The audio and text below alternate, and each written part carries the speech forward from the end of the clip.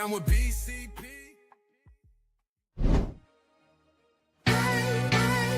Yeah.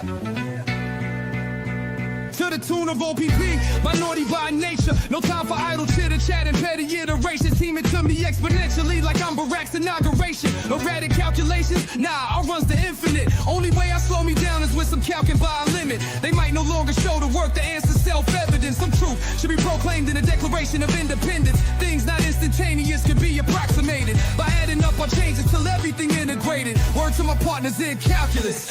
Yo, you down with BCP? Yeah, you know me. You down with BCP? Yeah, you know me. Integral, grind exponential. You down with BCP? That's the way we rotate radiannually. You down with BCP? Down with BCP? You down with BCP? You down with BCP? That's the way we do things limitlessly. Yeah. You down with BCP? Yeah, you know me. You down with BCP? Let's blow. Switch the flow. Shift the tempo. You down with BCP? Down with BCP? You down with BCP?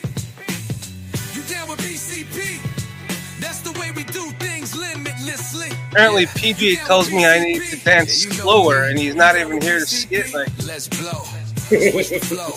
Shift the Failed. You were dancing even slower.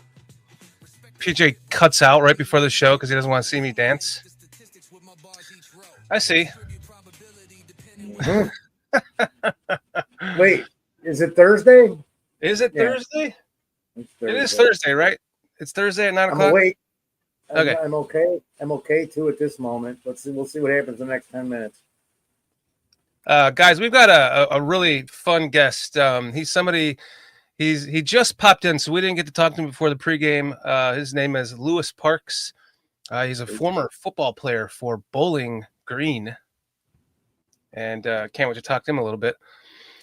And we met at sitting at the bar at the restaurant a couple weeks ago, and we were having such a great time talking, and I had to go. So I'm like, guy.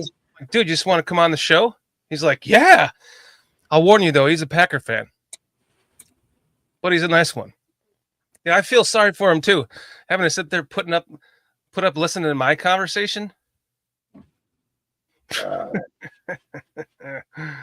what I said. I said the poor bastard. Sorry, man. Oh man, hard to believe it's Thursday again, though, right? Sorry, dude. Yeah, I think so. I don't know because I think I missed a couple of them. I remember one of them. Oh, that's right. Yeah. You just fucked us off the last two shows. Just Irish goodbye us, huh? That's right. Oh man, are you kidding? Ooh. Crazy. Yeah, Foster gets older every podcast. Every show I get older, man. Well, dude, when you're around this long, I mean, the guy's 762 years old now. I don't know. You lose track after your 500s. I am, Tony. Toys in my attic, buddy. Toys in the attic. You actually look younger though. I don't feel tardy. You got rid of. Oh, dude, I don't know what it is. Your beer brought pussy mustache is gone. That's what looks so different. I like the picture on my license. I look like Paul, or Paul looks like me, like I did like 30 years ago. True that. You sent us that picture. You did look like Paulie, for sure. He was copying me, dude. That was my old look when I was overweight. And has anybody seen PJ? Where's PJ? What's he doing? He was here, man. Oh, there he is. Oh, there he is. Not here. There he is. I'm always around. You got that dude in the background, and PJ's like eating food now and drinking stuff. What are you doing over there? Taking a bath? Why aren't you showing us your face? You're not taking a piss and forgetting to put the camera down, are you? No, I figure I would stand up. I'm sorry, sit down and use the bathroom. You missed my opening slower dance, man. No, bro. I did He not didn't miss it. He bailed on purpose, man. He's smart. And you was not going slow. You were still bouncing around. Come on, give me some music. Give me some music, Carl. It's a robot that's like on the fritz. The only thing I come up with. Shit, fuck Green Bay. What makes y'all think that the music is going that fast? Hit on Eve. I was Eve's second. At first, I was going like this, and you're saying I'm going too fast. Now I'm going. But you slow down. You slow down, but you're still going too fast with the music. All right. I was watching these old ladies dance yesterday. I think you fit right in there, Shorty. Is this slow enough for you? Grace, man, I can't take it, Eve. Man, What are you doing? Stuff in your face? Why aren't you showing us your gorgeous face over there? I know, he's not even like. Because I am stuffing my face. What? No super chats? I said, man. What's up, great Will Fong, Minister Charles Johnson, Bob Swede. Come on, wait, we gotta do. Buka. Hold on, we gotta game do. show. Creighton Will Fong. We gotta do minister correct. All right, no, you got to do it correct. Charles. Ready? Johnson. Oh, Peach is on there. Creighton Will Fong. How's Mr. Charles doing? I know he had surgery a couple of weeks ago. He's making fun of you. I ain't mad at him. PJ's eating Chinese. Cream of some young guy.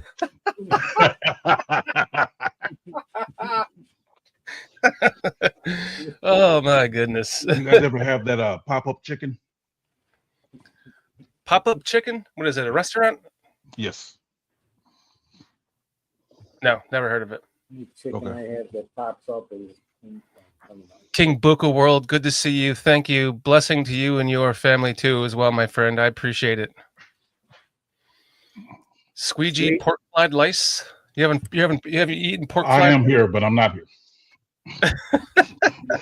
He's here, but he will not be visible. Sock'em shuffle, Mr. Shorty, Squeegee says. Let's finish up with our chat. Tony Moy, Minister Charles Johnson, Steve Rogers, King Buka World, Bob Swede, Cliff John S. Victoria. Mr. John. Mayhem. Where's Chad Speaker? Chad Speaker's not here. Speaker's not here. Feel lost without Chad Speaker.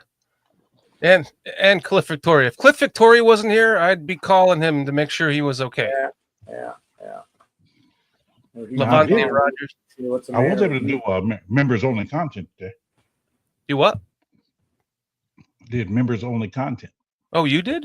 Mm-hmm. When? Today, right before the show. Oh, we were in there. We were like, with 10 minutes to go. We're like, we're not doing this. We're going to end up going 15 minutes over, and our guest is going to be sitting in the background going, is there even a show? Guess what? I did it. Oh.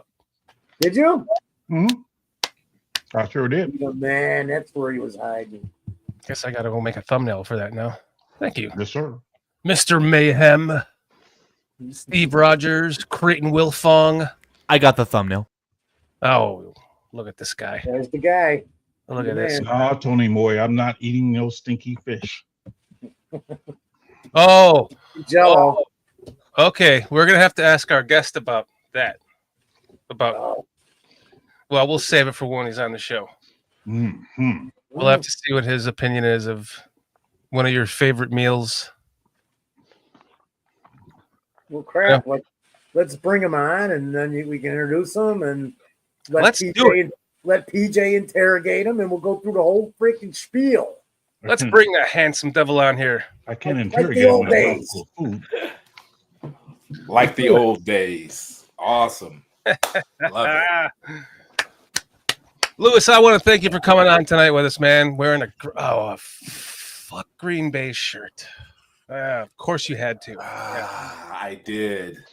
But, before I hopped on this, first off, I want to say thank you. It was a pleasure to meet you last week. Absolutely. Had a good time. We enjoyed. We talked about the Midwest thing, but I know just in honor of your quarterback, I got some nail polish for you guys, and I'm going to send it out to you guys in honor of your quarterback. And I want to make sure that this glittered one is for you guys. So I will make sure. I just want to make sure you guys are good. I love it. I love that it's pink too, because as soon as he starts winning us that first Super Bowl he wins us, I guarantee you I was going to paint my nails pink, and I'll take the glitter one. Let me be clear. This man right here will not be wearing anybody's fingernail polish. Who, me? Me. Oh, you. No, you won't be. But I'll be the first one. Hey, you know what? Man. Hey, tell that to Dennis Rodman, Lewis. Tell that to Dennis Rodman. Hey, and he was best defenders to ever play the game. But look, man, I met him in person, and I'm gonna be nice. It's a podcast. Hey, we can talk shit to each other here, man. We're here to have fun. Look, We know you're a Packer fan. Facts, man, and then our little whatever comes out.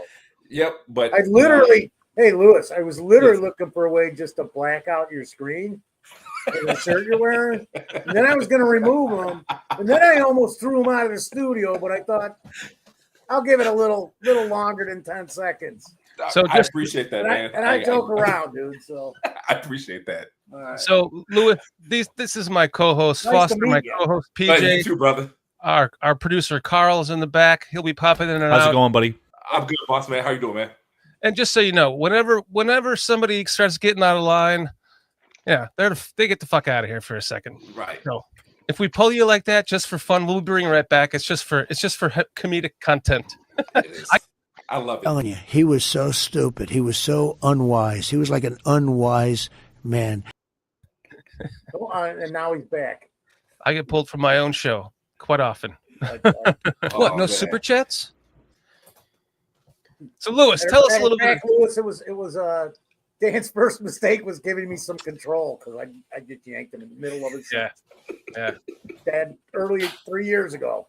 Mm-hmm. Oh my goodness. 2 years ago, whatever it was. At one point, Yeah. I had all the control, and then I started giving it to you guys. And next thing you know, I'm getting pulled all the time. Yep. So Steve, yes, it does match the drapes. I like to have a little pillow down there just in case if they need to go down there, they can rest their forehead. So it does match the drapes. So, Lewis, tell us a little bit about yourself, man. We know you're a Packers fan. I got to know you a little bit while we were having dinner, but you got some interesting background. You played some college ball. I did, and so I was born in Milwaukee. That's the reason why I'm a Packers fan. Go Pack, go! Yes, it says Bears country, but I'm gonna still rep the team.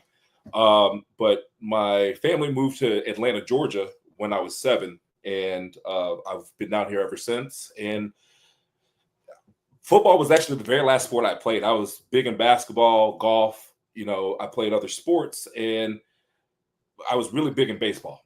But not just in the South, but just anywhere. Like baseball is good, but I was like, you know what? Let me use my size. And so I was actually really, really shitty at football.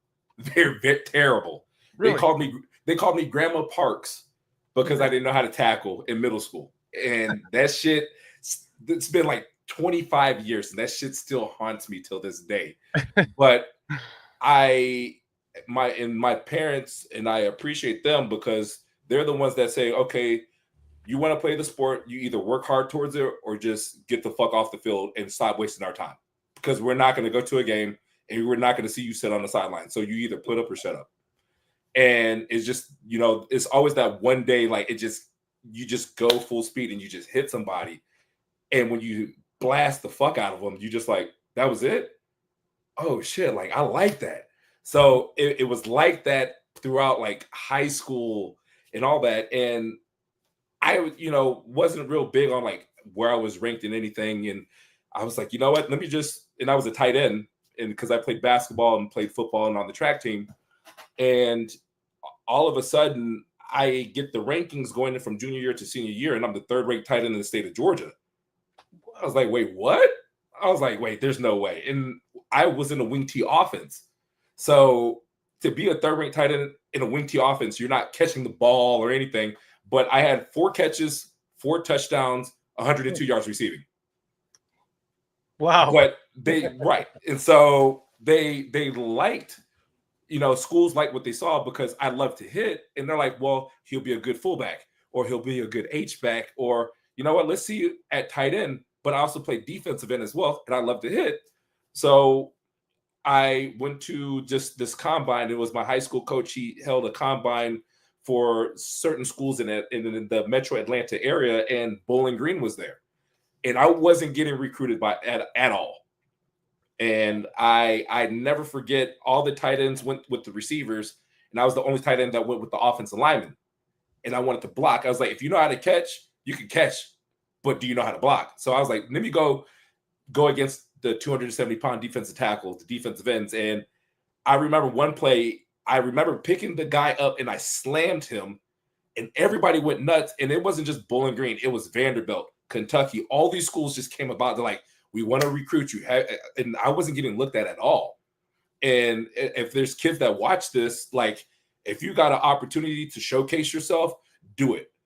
Like, yeah, huddle and all these things, showcase yourself. Just get out there, because things have changed so much from when I was in high school in 2006 to now, where you got a lot of guys transferring, and now JUCO is the best way to go, so you can get the experience to go to the big dance. But when there wasn't a huddle, there was, scout arrivals, and it was the big time. And then my face showed up on there as the third-ranked tight end in the state of Georgia, and all of a sudden these schools started looking at me. But I'm real big on loyalty, and when I went through my senior year, I was injured. Bowling Green stayed with me the whole time, and I was like, look, I'm big on loyalty, ride or die. They stuck with me. I'm going to Bowling Green. So it's big. Went all the way to BG. Shout out to my Falcons, Ozzy Zumba, all day, my family, my brothers. It was a good experience. I played 4 different positions being at Bowling Green: linebacker, fullback, defensive end, and tight end. Went through 2 different head coaches, all that, and sometimes you kind of realize that you're not going to go pro, but you're going to get your education. You're going to do everything that you need to do. And after I did my 5 years, I graduated, and I actually was the strength and conditioning coach at the University of West Georgia here in Carrollton, Georgia. And, shout out to the Wolves. I love you guys. You got a lot of talent where guys have gotten injured that made it to the Division I level, or they got injured and now they have to settle for Division II. And I was a young coach, like just graduated from the Division I level, and there's guys that came up to me, Coach, I want you to train me like I played college football at Bowling Green. And when they said that, I realized that they felt like this was their last resort. This was the place of broken dreams, where they were supposed to go to Duke, but they're at West Georgia. They were supposed to go to Vanderbilt at West Georgia. So I was like, you know what? And it was me and Monty Curtis, who was the head strength coach, and he gave me a chance, and I forever love him for that. I was the young guy who can connect to the older coaches. And the way I thought, okay, if I was a coach in college at the Division I level, how would I treat them? And don't treat them like they're Division II. I'm going to treat them hard, but I also want to treat them with respect, because they're grown-ass men. You're not going to baby them. They're grown-ass men. You treat them with respect, but if you don't want to work hard, get the fuck out. That's how it was. Mm-hmm. So I was very blessed to coach, from the Division II level, Tyrell Adams, he was a linebacker in the league for a few years. Oh, not a few years, several years. Alex Arma, I think he's with the Saints. And I remember he was so upset because he came in as a tight end or defensive end, and he got moved to fullback. And he said, Coach, I don't know what to do. And I said, don't worry about it. I was like, you're going to love this position. And he was the first person in, I think it was the Gulf South Conference history, to be an all-conference player at defensive end and fullback. Wow. Yes. That's awesome, man. Yeah. And so I was proud of him. And then he got drafted and went to, I think he was with Carolina first. And to see that your dreams, and I forgot Marcus Sales. Marcus Sales was a corner. He's in the Canadian League right now, but went into the NFL Canadian League, and he's been doing it for about 10 years now.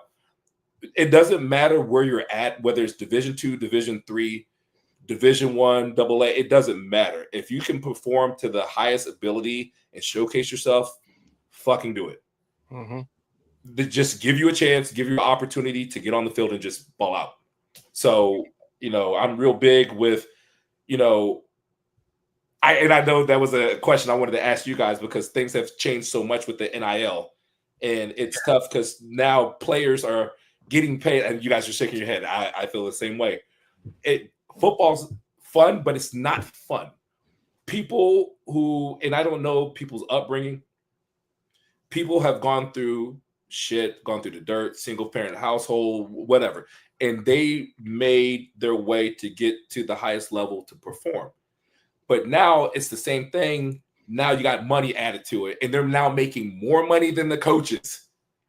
And you're not going to listen. You're not going college to free agency every season, man. And yep. These guys are all over the place. I just look at my Illinois team because I follow one of my team, and I look at the ship every year. Somebody's gone. It's a different team every year, man. Absolutely, kind of bogus.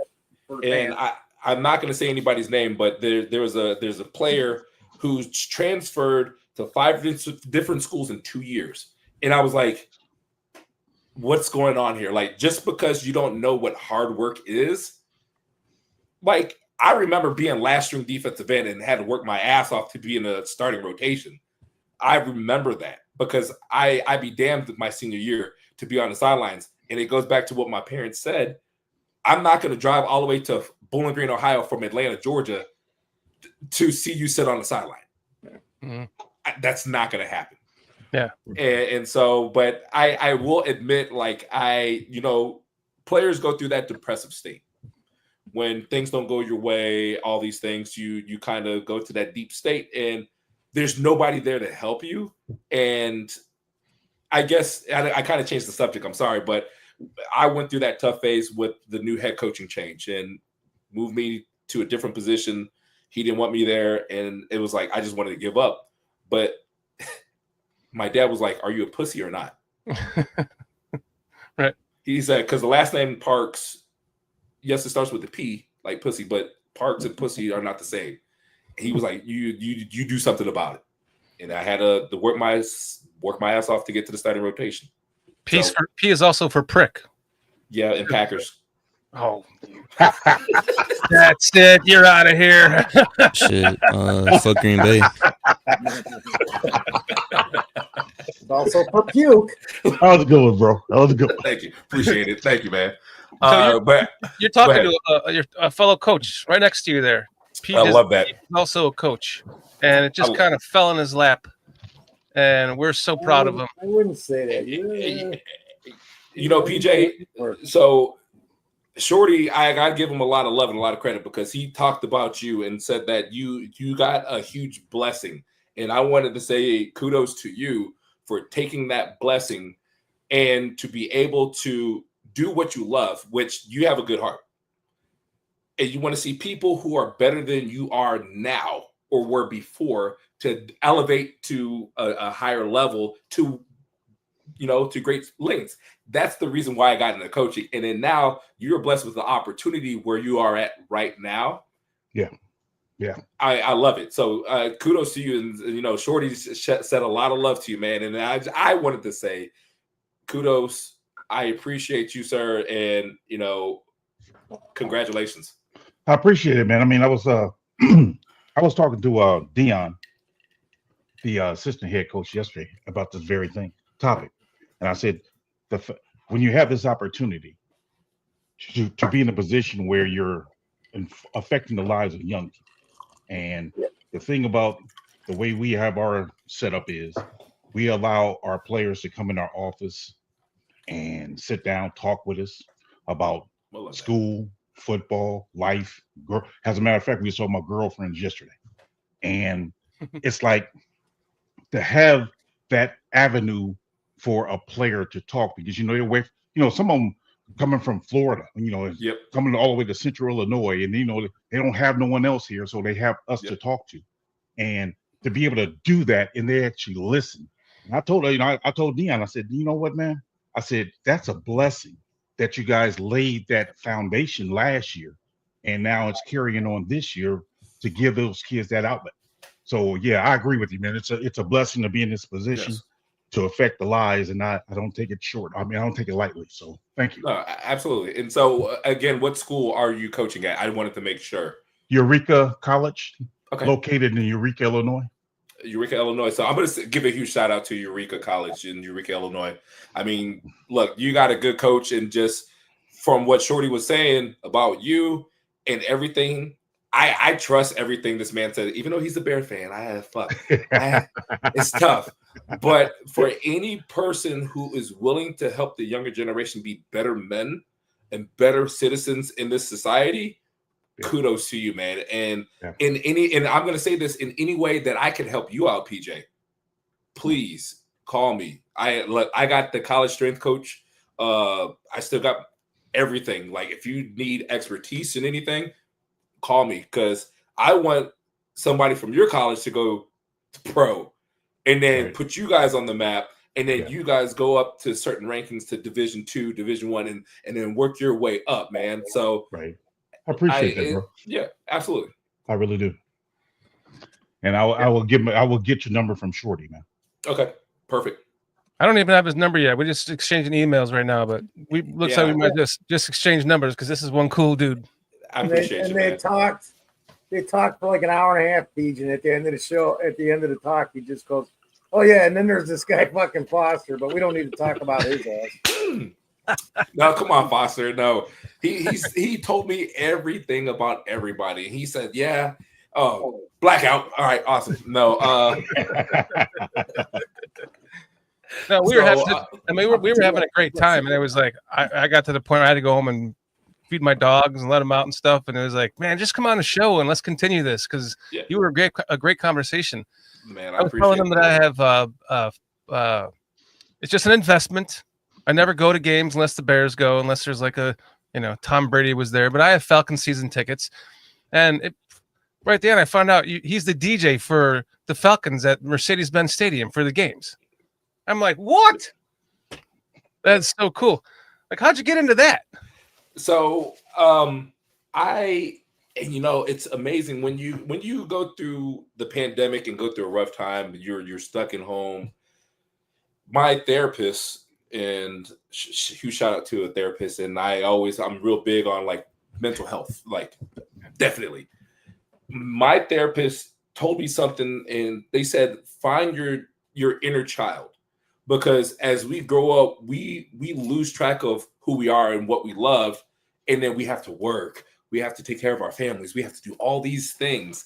And she asked me, she's like, "What was it that set you different from everybody?" And like I was like, "It was music, because music is the only thing that brought you together." And it's actually I don't know what people's political background or sexual orientation and whatever, but music is the only thing that can bring somebody together without thinking about all of that shit. It's just love. Music and sports. In sports, you're absolutely right. Because when you're cheering, high-fiving and celebrating, it brings everybody together. Yeah. But there's a lot of shit that is to the media of their propaganda that's trying to separate everybody, but then there's somebody like me and there's somebody like Shorty, PJ Foster, that's trying to bring a group together without the bullshit. So, as a Packers fan, like, yeah, I'm here as a Packers fan, but I'm here to say, like, I appreciate you guys allowing me to be on here and telling my life story. But not only that, just an appreciation for you guys. But sorry, the ADD and the alcohol, it's a terrible fucking mixture. It's terrible. Behind a lot of good men as a Packers fan. So yeah, not all of them, but a lot of them. I appreciate that, but most of them are fucking assholes. I will admit that. At times, you're getting a lot of love. You're getting a lot of love from our chat too. Some people are like, I don't know what to say right now. I have mixed emotions. Wait, this dude is a Packers fan? This doesn't fit my narrative how I feel about Packers fans. I don't know if I can take this emotional trauma I'm experiencing. I first off, Bear Down Sports, thank you for that. I'm real big on just love and everything. And a lot of people don't know my story, but I went through it hard, getting divorced, losing their job, everything. And sometimes you go to that deep pit and there's people around you that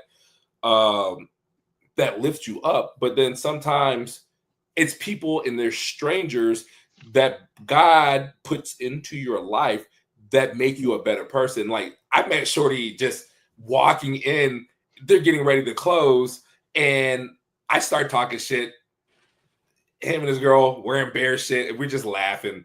But then it kind of got deeper than that, and we just started talking, and he was like, "Man," he's like, "You're an awesome person." I was like, You too. But I'm wearing my Packer shit. I like it is what it is. Of course, you have to. Like Yeah.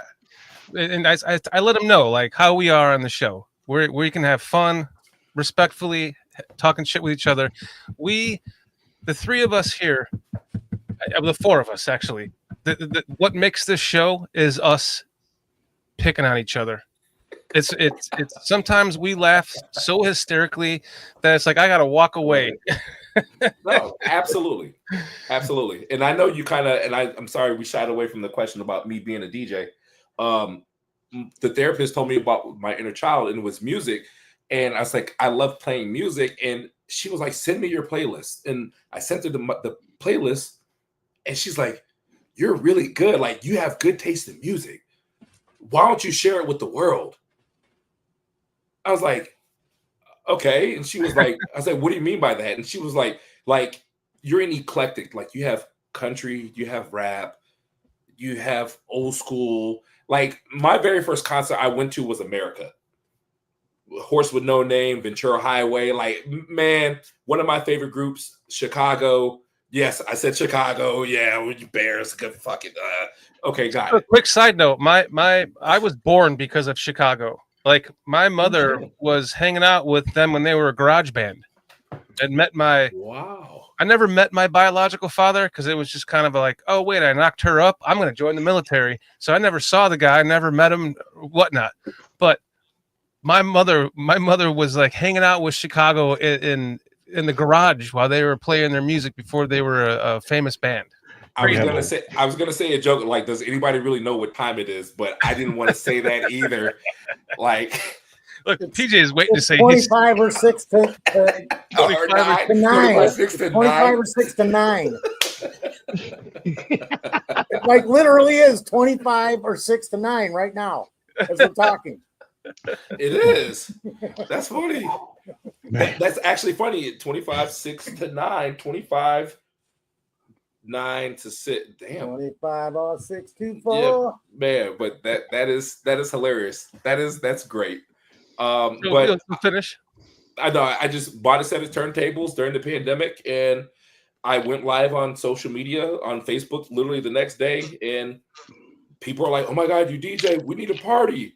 And people started booking me, and I didn't know what the fuck I was doing as the DJ. so I had to. I feel every Thursday. I'm like, none of them did when they started doing it either. Yeah, exactly. But sometimes, and for the people who are on here, like, I don't care what you have planned, and I do care. Just jump. Just fucking do it. It doesn't have to be perfect. It doesn't have to be great. It just do it. Because the moment you do it, nobody knows what's perfect. Nobody knows you messed up. Nobody knows. Just fucking do it. They didn't get you for copyright when you did your DJ thing? Oh no, they cut me off in 5 minutes. They did. Oh, okay. All right. They cut me off real fucking quick. You know, go ahead. When you say just do it, like that's what this channel is. It was just like my wife bought me a microphone one day for my birthday. I was like, "What is this for?" She's like, "For you to do a podcast." I'm like, "What the fuck is a podcast?" I love that. She's like, "I want you to do a podcast so you can stop talking to me about the Bears and talk to somebody else about the Bears." Yeah. And thankfully, once in a while she gets my occasional. I just have Tourette's syndrome because it'll just be a random Tuesday in March, and I'll be like, "God, I fucking hate Green Bay. God, I fucking hate the Packers." I knew it was coming. I knew it was coming. Oh, what are you bringing that up for? I don't want to talk about my dog yet. So I was trying to pull you, dude. I pulled the wrong thing. So it was just all about just do it, and then we made it happen. And next thing you know, like we've got NBC Sports Chicago Bears play people on. The one he's been our most frequent guest. We've had Eric Kramer, former Chicago Bears quarterback, on here a couple times. Yeah. We've had Matt Walsh, the actor comedian, on the show. Yeah. And just when you do it, when you try, you just what's gonna happen? What's the worst that's gonna happen? It doesn't. We're in our heads all the time. Coulda, woulda, shoulda. Like, no, just let that shit go and just fucking do it. Like, PJ, you were blessed with the opportunity. You just did it. Mm-hmm. Oh yeah, that's how life is. Retired too. He wasn't sure. Like, sorry, Pete, go ahead. I mean, you know, that's how life is. You know, you have to take advantage of the opportunities you're given because you don't know how many opportunities you will be given. Absolutely. And if you don't take advantage, I mean, certain things get taken away from you. So make the most of them when you have them. So I try to take that to heart. So thank you, though, man. I appreciate that. Oh, you're welcome. You're welcome. So now you're just like, and then all of a sudden the Falcons are like, yeah. So one of my college teammates, you know, huge shout out to Chris Jones, Super Bowl champion. He played for the Patriots, and his mom went on Facebook and said, "I'm looking for a DJ in Atlanta," and I literally, my phone blew up with 5 different teammates. Like, hey, Chris Jones' mama needs a DJ. Hey, she said multiple events. I was like, okay, like. It's probably somebody's bar mitzvah or some kid's birthday party where they give a pony, like whatever. And I didn't know really what it was. And it's the company called Bullseye Events, and they actually do a VIP tailgate for the Super Bowl for NFL stadiums. So she's like, we're gonna have 2 DJs, and it's for the SEC championship, Georgia versus Tennessee or versus Texas, excuse me. And Mrs. Jones, shout out to, you know, Mrs. Jones. She was like, I don't know. You never sent me your music or anything, but people said you're really good. So, okay.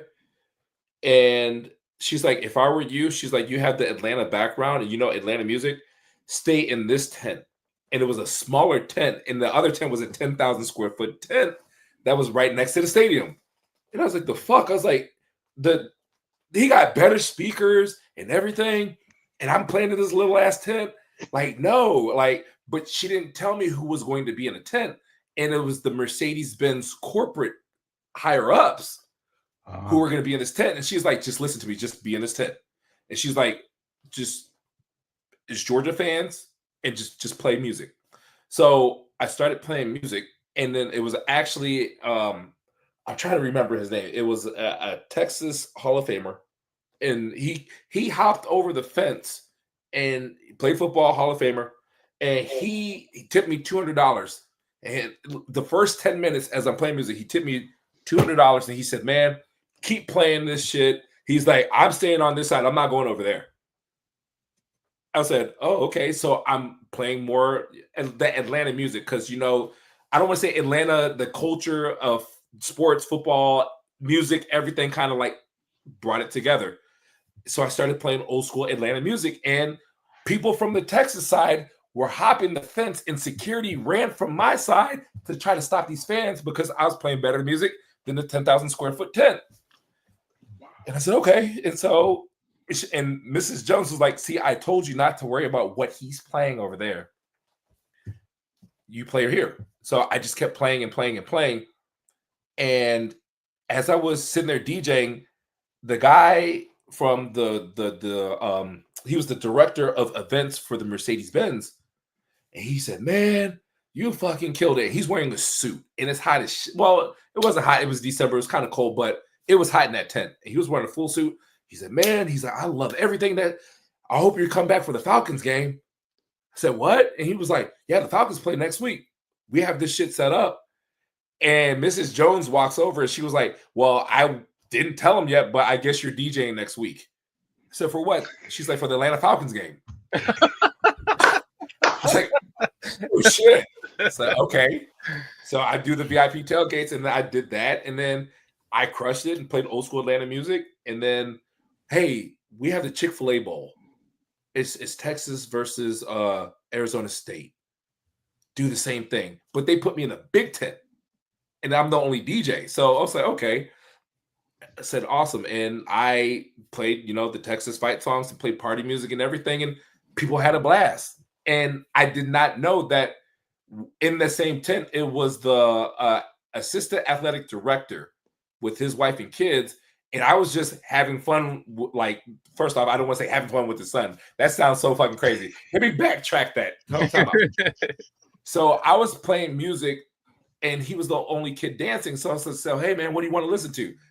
He said, "Danger Zone, Kenny Loggins." I was like, "What?" So I played Danger Zone. Everybody went crazy. Danger Zone. Right. And so he's like, do you mind hooking them? And I took a picture like this with the kid, not knowing it was the assistant athletic director's son. We just had fun. And people were like, you did a great job and everything. 2 days later, I get a call. Hey, you know the national championship's here. Yeah, we need for you to DJ the national championship. Wow. Awesome, man. And so this opportunity presented itself where it was just for the president of Notre Dame, and it was 5,000 people in one room, and then it overflowed into the smaller tent. So I was like, damn, I was like, this is crazy. I was like, just 4 years ago, I went live on social media and I started to do clubs. I got residencies in certain clubs. And you know, when God gives you an opportunity, or whenever the universe, God, whatever the higher power is, gives you an opportunity, you fucking take it. Don't say, well, I'm not ready. No, you are ready because the time is now. It's presented to you right now. Take it. So I'm sorry to make the long story short. I'm so sorry. Again, tequila and ADD, it's fucking terrible mixture. So the next Falcons game I go to, can I come up and hang out with you in the DJ booth? You're with me. Come on. Hell yeah. All right. You're with me. Just don't wear that shit that you're wearing right now. But you're with me right now. No, I always wear Bear shit. I wear Bears jerseys every Falcons game. I don't care if it's the Falcons versus the Patriots game. Fuck the Patriots too. So fuck them. Bill Belichick and Tom Shady. Yeah, we get it. Bill Belichick and Tom Shady. Yeah. You know the song by M&A? What's That's up? Song by who? M&A? Yeah. M&A. Oh, funny. Instead of But Eminem. yeah, man. But literally, that's my story. And so I just, and thank you for having me on here. I do want to be the advocate for somebody who has a great idea, who has just been waiting. Like, if this podcast is for you to wait, no, it's now. Like, I want you to start tomorrow, because there's an idea that you guys have that has not been used, or it has been used. And the best advice I was given was, when you go down the bread aisle, how many different types of bread are there? There's tens of thousands of different type of bread, but there's that one person that likes that one bread. Mm-hmm. You could be doing the exact same shit that the other person is doing, but they like how you're doing it. Right. Just fucking do it. Excuse me. That's what it's taking action towards your goal every day. Mm-hmm. Every day. Absolutely. And then we are consistent. I mean, we do not miss a Thursday at 9 p.m. If I'm not here, these guys are doing it without me. If one of these guys isn't here, we're doing it without them. And I'm going on vacation, by the way. This is my last show for 3 weeks. And these guys are going to... Thank the Lord. Oh, wait. Yeah. I'm live. Let me Finally, this guy fucks off. No, I was talking to Adam Mason about that. He might join you guys if he's bored. But listen, it's like we praise our chat all the time, because our chat is just, I mean, sometimes I'm humbled by everyone in here every week that enjoys our personalities, enjoys hanging out with us. We haven't even talked fucking Bears at all yet. I'm sorry. It's because I still don't believe what you're saying, man. There's got to be another reason, dude. I just can't figure it out. Hey, 3 years I've been sitting there going, why do people keep freaking tuning in every week? They're sitting here fucking listening to these guys. Because you guys are some good ass people, and you guys got good shit. You got good content. This is great. Thank you, man. This is great. This is very good. Look, last week when you was dancing and everything, and PJ was like, "What the fuck are you doing? Like, stop!" I showed him the opener last week, and you're just like, man. And you're like, man, like, oh, goddamn, like, what the fuck? Like, and I busted out laughing. And he's like, no. And we're in the bar. He's like, keep watching. And I watched it, and I laughed. I belly laughed. And I was like, yo, it's like, this is a good podcast, because now people, we don't know what people are going through, but this is a way to, like, let your hair down and just be yourself. Like, this is great. Thursday night therapy. There you go. And I'm reading the comments right now, and I see my therapy, like, fuck the Packers. And then Steve Rogers said, good things do come to good people, Lou. You would have better luck as a Bears fan, though. Just saying, like, I love our fan base. Like Only we beat two you games one I know time. we're gonna win this year are against the Packers, dude. We beat you one time in the last fucking 12 years, and everyone's like, fucking Packers suck. It's like I don't even have anything to say. Like I know I hate the Packers, but that's because they've beaten our ass and they've owned us for so long. That's why everyone in here is fuck Green Bay, fuck Green Bay. Shit. That's why Fuck Green Bay. my handle says fuck Green Bay. Fuck Green Bay. But you know what? It started at that. Listen, we had you the first game. We had you if it wasn't for that blocked field goal. And then the same thing happened the last game. We got you at home, and now it's on, baby. Now it's ours. Now we're going to beat you 12 times in a row. Because who do you think is better, Jordan Love or Caleb Williams? Without the nail polish? I got my finger on the trigger. I got my. It's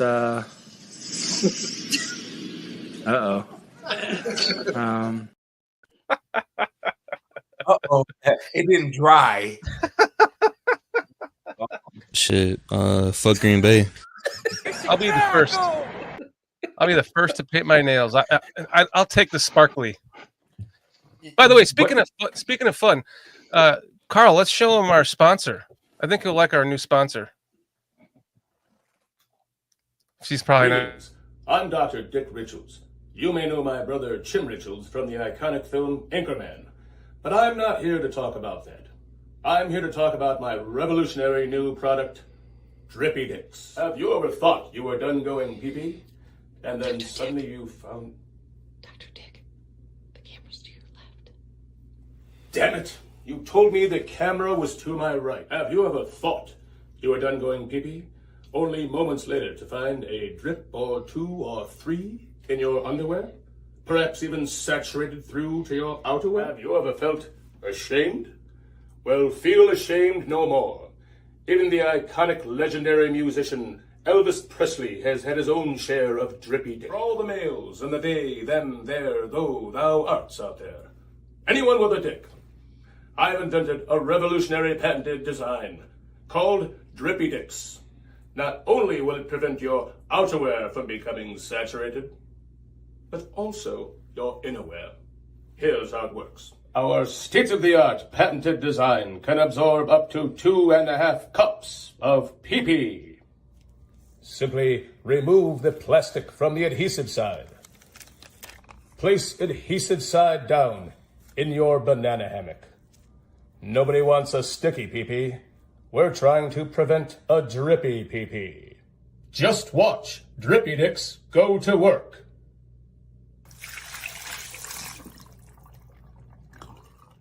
The banana hammock is still dry. Just look at that absorption. That's the patented design of Drippy Dicks. Drippy Dicks. Made by a dick, for a dick. You just lost that trip to the DJ booth during the Falcons game, dude. That invite's over. Oh my gosh! Like you know what I just now noticed though? In that banana hammock, why you got a zipper on it, bro? There was a zipper? Yeah. There's no zipper. Okay. Oh my gosh! Okay. Easy access, PJ. Right. Right. Oh man! I stopped paying attention to that part like 2 years ago, please. Yo, that was hilarious, man. I Like, was talking to people in the chat. Sorry, I had to miss it. first off, Shorty, weren't you in acting, man? Like that? Why? Like that's great. Because I never went for it, right? So this is the conversation that we're having right now. Like you never went for it, but you're so animated and everything. Just fucking do it. Just do it. My wife works in the film industry too. I could have totally gotten in. That's why we moved here, is because of the film industry. Yeah. So just do it, man. Just do it. Dude, I can't believe we lost like 15 viewers with that. I think that's the fucking funniest thing one of the funniest things I've ever seen. And everybody bailed as soon as that thing came on. I love how I'm sitting on the toilet, like it's like a chase lounge. I'm on the toilet. Bear Down Sports even said, "I'll give it to you." That took some balls. Literally took some balls, and then you lost about half the viewership in playing that. Like that is hilarious. Like, but there's people laughing. Like Tony may say, "Male tampon." You know what's even more fucked up? You know, they used to be called They have one Depend, now. but they call it Depend. I couldn't believe it. I saw a commercial for the same thing. It's basically a tampon it's grippy dicks, man. It's something exactly what it is, man. I couldn't believe it. I'm like, they stole my idea. Not Depends. Depend now has a product for that. Exactly what he had, man. Unbelievable, man. And that commercial was out before they came out with it. They totally saw our sponsor and ripped it off from me. Oh my gosh. It's about taking the steps. Yes. And putting effort in it. Because if you would have just said, "Okay, I'm going to make this," you probably could have done it. Yeah. That was right after my mother-in-law passed. So my wife and I just we needed something to make ourselves laugh, and that we laughed the hardest we've ever laughed making that. We were up. It was 5 o'clock in the morning. We were laying in bed, just guts killing us because we just cannot stop laughing. Watch that thing over and over and over and over. After I posted it, by the way, yeah, look at that shit. Bring him on. And I'm like, oh, I'm going to wake up to 10,000 views on this. 120. all our views. Yeah, can you believe it? So what are you talking about, dude? I watched it like 100 times myself. You say to keep watching, then I never watched it again. Oh man. So that's the kind of fun that we like to have on the show. Look, even two people came back. They must have just turned it off for the commercial. Yeah. So let's get into some football talk. Yeah, absolutely. What did you want to say, Peach? I was about to say that commercial is really hilarious. I've always said that. That's just hilarious. And the mere fact, like I said last week, the fact that you came up with it on the spot without having to rehearse it and all those other things. Yeah, that was pure completely improvised. Great. It was great, bro. The name, the details. Completely improvised. Yeah. Well, a lot of takes, but completely improvised. Probably took us 3 hours to make. But 2 or 3 or 4. Oh, a drip or 2 or 3. But the fact that when you poured it, like nobody pees like that. You just put the bucket, like that's just fucking hilarious. Hey, speak for yourself, man. Oh, that's the question. That's the question, Carl. Right there. That's the question. To sit or to stand? Yeah. Oh yeah. You go. Make it happen. Make it happen. Who sits when they piss? I got All right, I'm starting a chat poll. I got a better one. Who wipes from the front? Who wipes from the behind?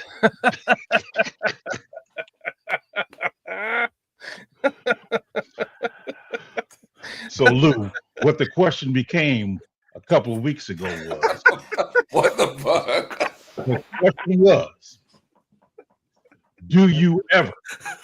I'm gonna fix this real quick, guys. Sorry, go ahead, Pete. Where you going, Foster? Do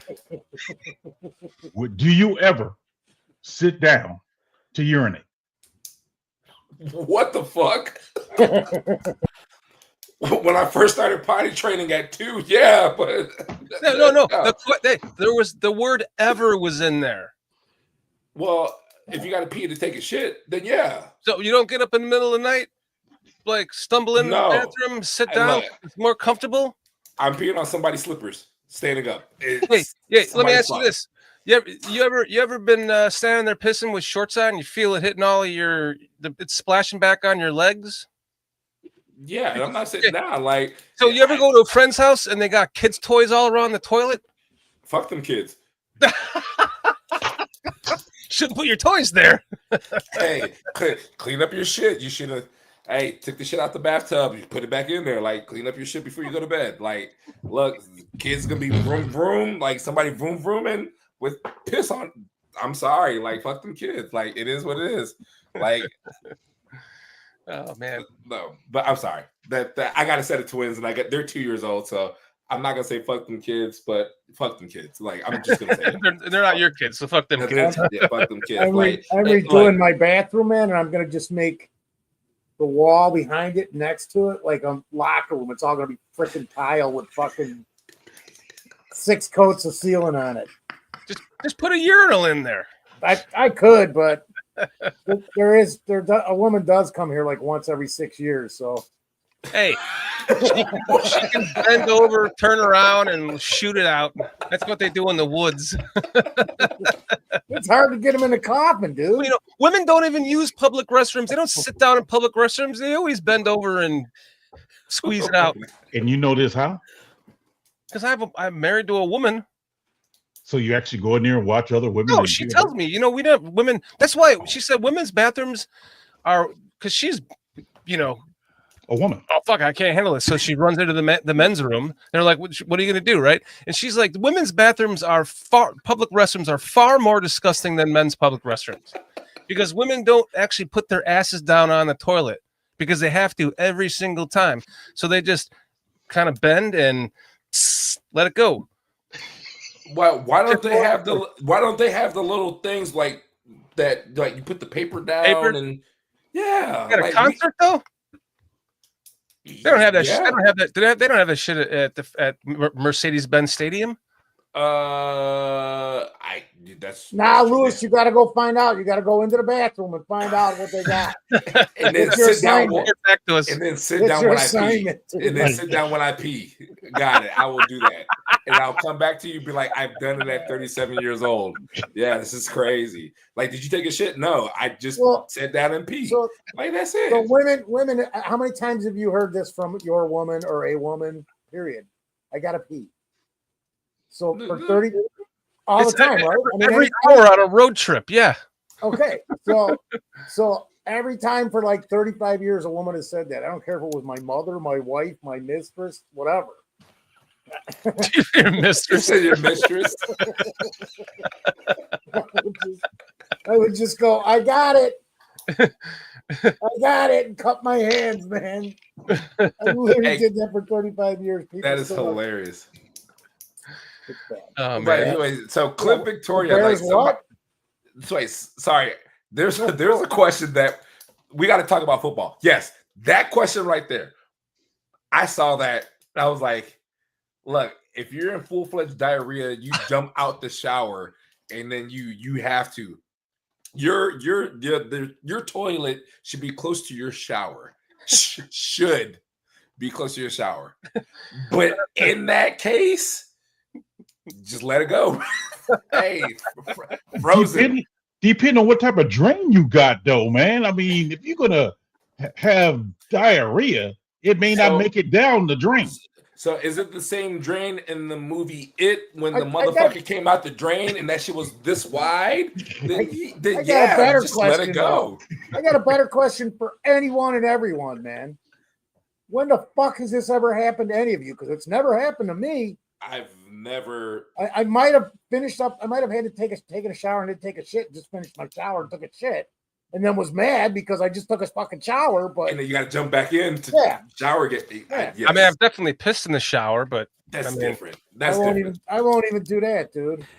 Were you sitting or standing while pissing in the shower? I'm pissing in the shower. But I stand when I'm pissing in the shower, but I sit on the toilet when I'm pissing. Carl's gonna take my job too. Hey, and then you had the toys that got pissed on in the shower while you're fucking taking the shit. That's great. Oh man, that's fucking great. That was a good question there. Anyone that's gonna stand here or sit here and chat and say they have not pissed in the shower, you are lying. You are lying. I have. I just don't.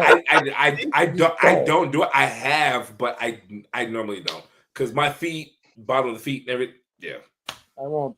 I'm the one who's got to fucking clean out the drain anyways. I don't want anything in my drain. I got to clean them out. You know you're in the shower with soap. Like if you have to take a piss in the shower and you're washing yourself, you don't just like piss all over the walls and everything. You aim for the drain. Good night, everybody. Great show. Love you guys. Stay safe. Am I the only one who uses the bathroom before he gets in the shower? I do. Well, what if I you're do. in the shower and you have to piss? If I have to piss while in the shower, I would I have get had out. to piss before I got in the shower. I'm not in the shower for no 2 hours. Prostate. Okay, I got I'm it. just saying I'm not in the shower for no 2 hours. So if I gotta pee now, that means I probably had to pee 15 minutes ago.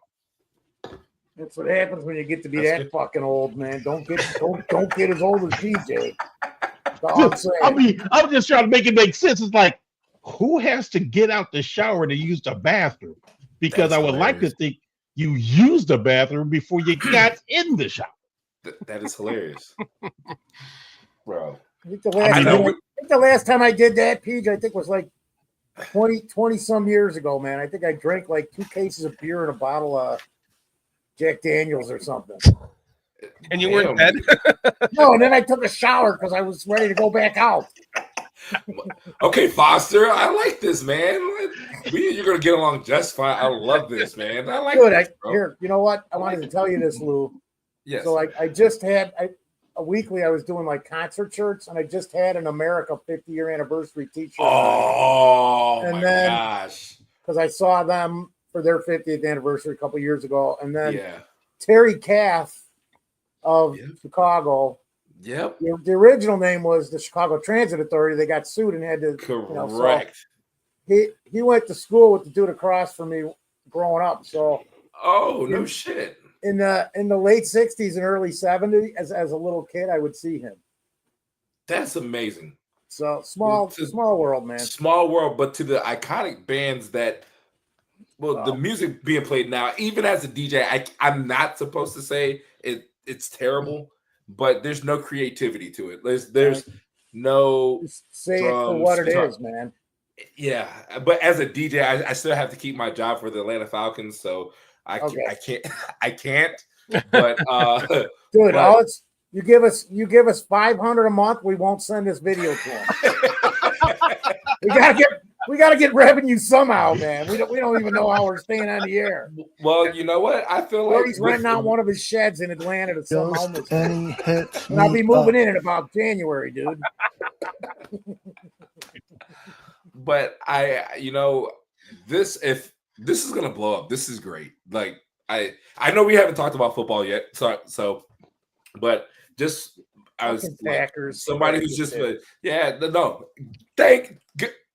okay. Gotta hate thinking about doing fish and spaghetti. Oh yeah, that's what I wanted to ask you. Okay, so we got a little running conversation here with black folks, and PJ's a northern black folk, and Midwestern, brother. There you go. Okay, fair enough. Big difference. And he absolutely loves. So we were doing the draft. We were in the 6th round, no picks, just trying to make it happen. Right. He's just like, so what are y'all having for dinner? And I'm like, well, I'm having leftover pizza from last night because this was day 2 of the draft or day 3 of the draft. Mm-hmm. And we went around the clock, and he's like, I'm thinking about having fish and spaghetti. That's what he said right there. PJ, was it on Friday? It was a Saturday. No, it was a Saturday. Oh, see? Okay. So I looked at him and I went, okay. You mean like spaghetti with like sauce? What did Triple R say? It's fucking Carl. gravy. What was his response? Spaghetti, motherfucker, spaghetti. Yeah. Spaghetti with the sauce. You don't have spaghetti without the sauce. But see, I got to tell you something, Shorty. You missed it already. Yeah. What Lou said was Friday. What was it a Friday? Right. That already tells you. He know what time it is. Mm-hmm. He already know. I do. Yep. Bro. So yep. That's a man of faith thing right there, right? You're having fish on Friday? Fish on Friday with spaghetti. Yep. So you have fish and spaghetti too? Yes, I do. That's what I'm telling you, bro. Okay, but you're from the Midwest. I was born in the Midwest, but my dad was raised in the South. But it's a big thing in the South too. But going to the Midwest, it's fish and spaghetti every Friday. And my dad, when we were in Wisconsin, we used to go fish, get bluegills, crappies. He'd skin it, everything, and we would go fishing on Friday when I was out for the summer. He would skin it, everything. Fish Debone fried it? spaghetti on Friday. Yeah, debone it on Friday. Yep. So we got deep into this. You know Papa Lou's? You know do. Papa Lou's in town here? Yes. You ever been there? So yes. Never been there. I want to try it.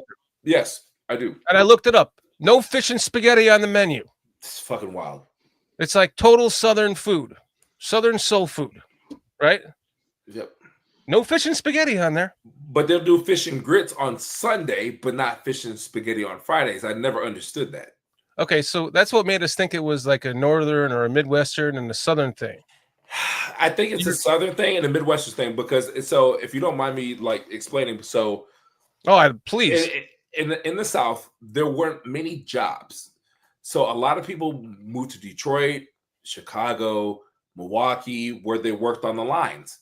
So they brought that southern tradition up north, and from people from Mississippi, they would work in the factories, and they still maintain that same tradition of fish fry and spaghetti on Fridays because it was a big thing in the South.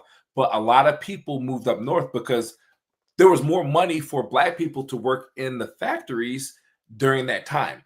But when people weren't working on the weekends, they would have a fish fry and spaghetti, and people would go to other people's houses and just play cards, listen to music. It was a party, but it was always a fish fry and spaghetti every Friday. So my dad, when I was growing up, it was like, hey, we cooking fish and spaghetti, and I just had it last Friday. So I had catfish and spaghetti last Friday. And then PJ sends me the most glorious looking, delicious piece of, because he was right after that. He was like, I want to make a blackening spice so that it's not so salty. So we were like figuring out. We were online like here's a recipe, and he made that recipe and he sent me the picture. I was like, damn, that looks good. Separately. Yeah. And so that PJ understands. We couldn't afford the long noodles. You break them in half and split them and boil them. So Pete, I think that puts it to bed. Like I am talking to a guy that lives in my town right now, went to my town's high school, and he says that fish and spaghetti, he just had it last week. I'm done asking people. Yep.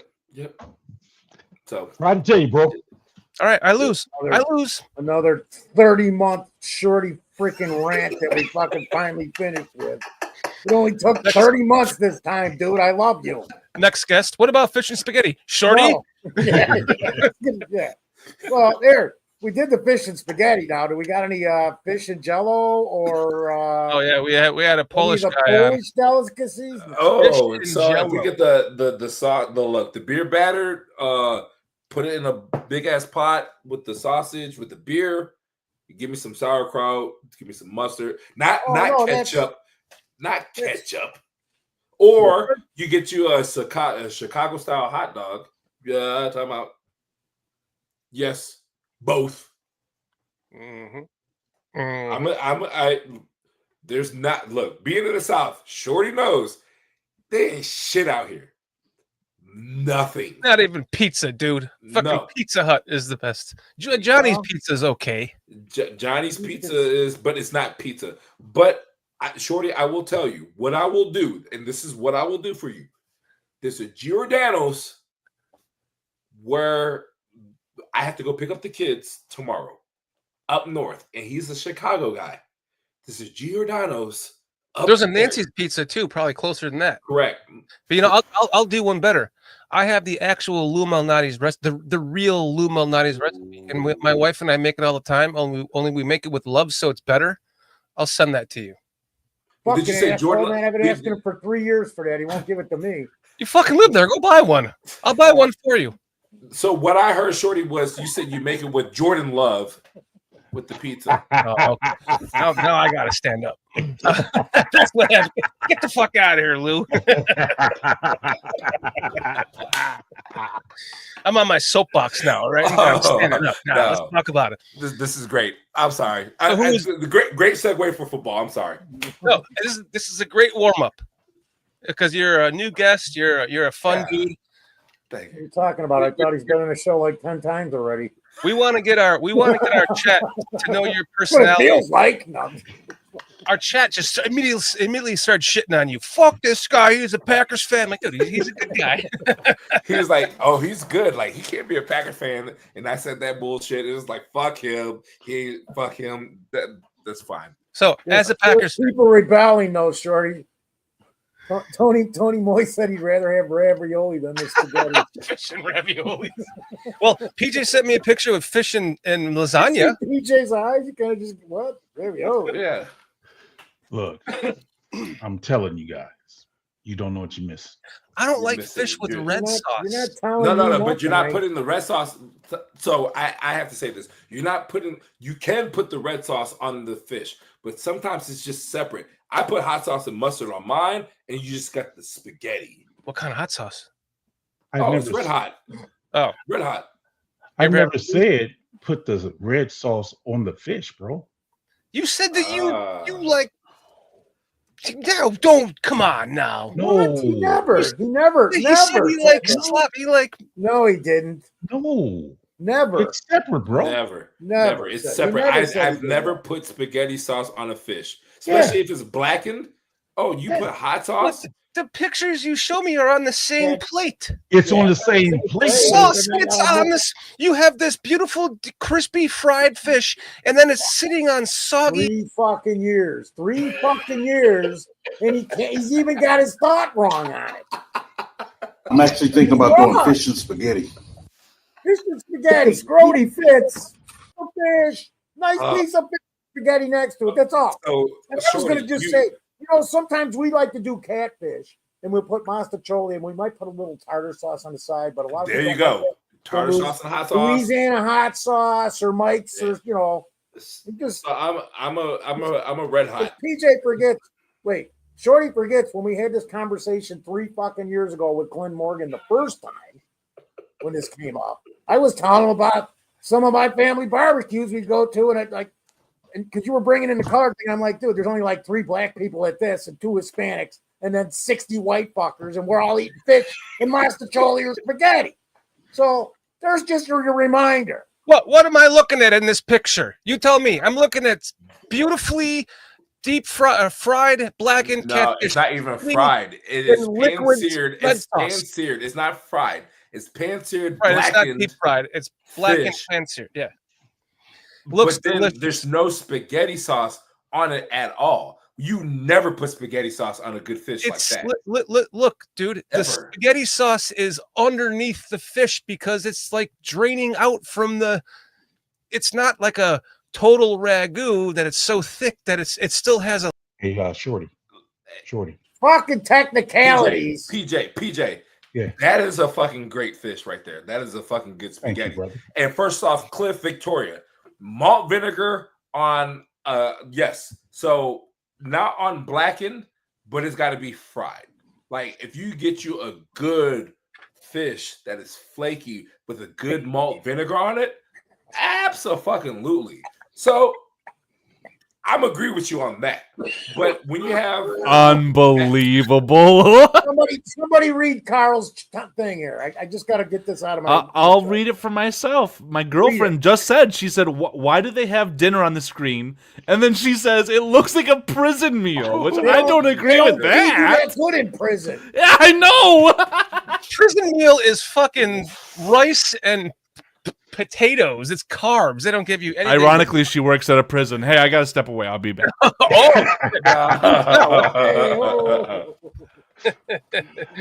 Hey, Don, show Lou the seafood boil.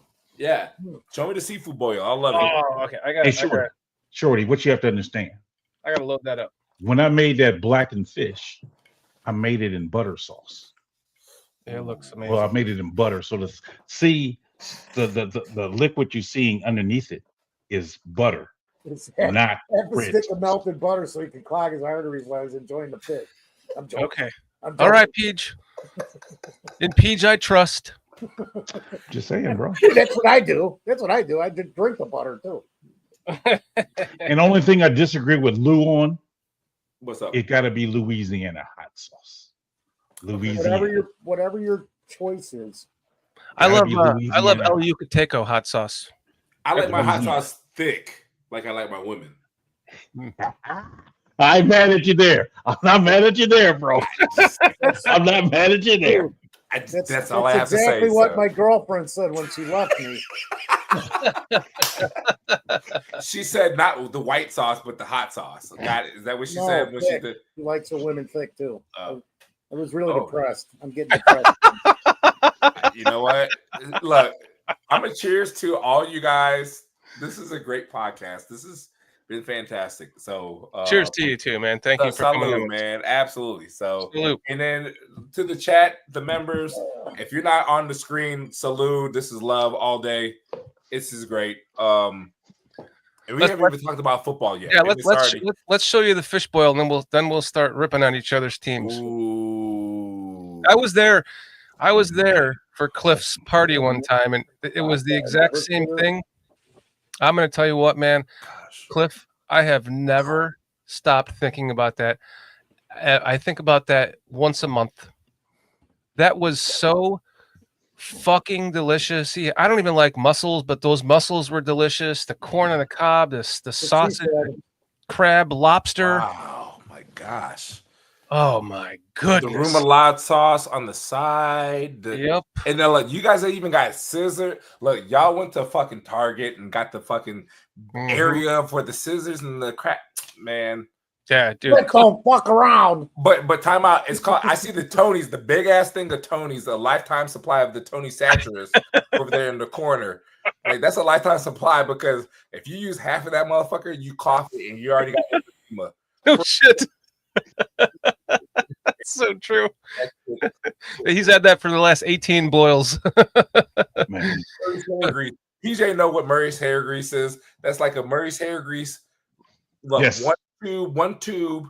Murray's okay. So Murray's hair grease is a Pompeii for black people, and you were like, "How did you get your hair so slick?" Because it's a Pompeii. It was thick and everything, and that little ass bottle would last a lifetime. Your whole life. Your whole life. That Tony's that you have on that fucking table right there should last you. A little seasoning is worse than anthrax. I'm telling you right now, it's worse than anthrax. I got a thicker hair grease for you than Murray's. Ready for it? Yeah. Sulfurate. Ooh, my God. My granddaddy had his part in his hair. He combed his shit like this. I'm like, is that Murray's? Nope. Sulfurate, bro. It's sulfurate. Like, I'm telling you, like look, God rest my granddad and all the older folks that was doing the Charleston and shit. That's so rude, so fucked up. But like when they wanted to be clean and everything, they put this Pompeii. It was thick and like your hair's so wavy, but you got hair gel. It was never hair gel. It was a thick ass Pompeii. If you put that shit on a sheet, that sheet will be clean as fuck. It would have waves, and it look like you thought the sheep had a wave cap on. Real shit. Like that's literally what it looked like. But I'm done talking because this tequila's kicking in. I'm sorry.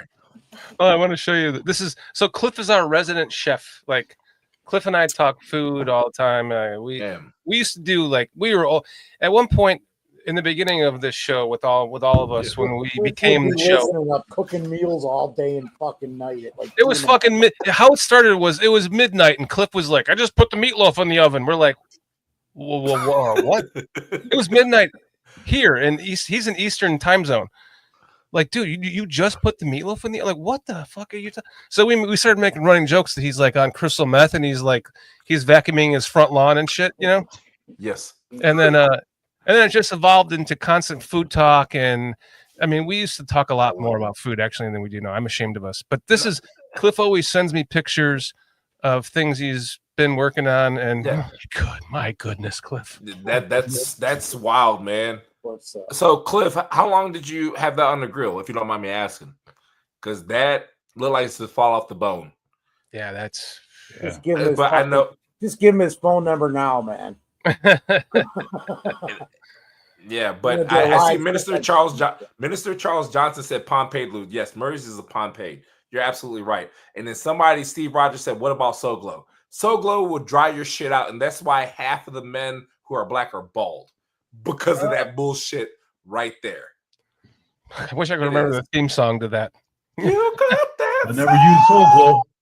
I never used Soul Glow. That's probably why they made fun of it in Coming to America. Yeah. That they did make fun of it because everybody was having Jerry curls and everything, and Yeah. it was spraying, but it dried up so quick, but it left stains.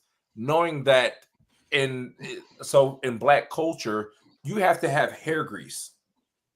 You have to have oil. Black people have to have oil on their skin to maintain no dryness. Mm-hmm. So for hair, they created this bullshit ass pomade, and it dries your hair out. And then all of a sudden, you got people, waves and everything, and they're bald now. Everybody's bald. Hey. So not as me. Look, I'm growing my shit back too, bro. It's okay. Oh, no, mine ain't coming. Mine ain't You know coming what? back. Mine's That's been always gone like for 40 400 years. You know what this is called? This is called divorce. This is what that shit would do to you. That's why I have this hat on right now. Well, I did a bunch of those, but this, I'm telling you, this is called. My mom's hair was bald. She was balding.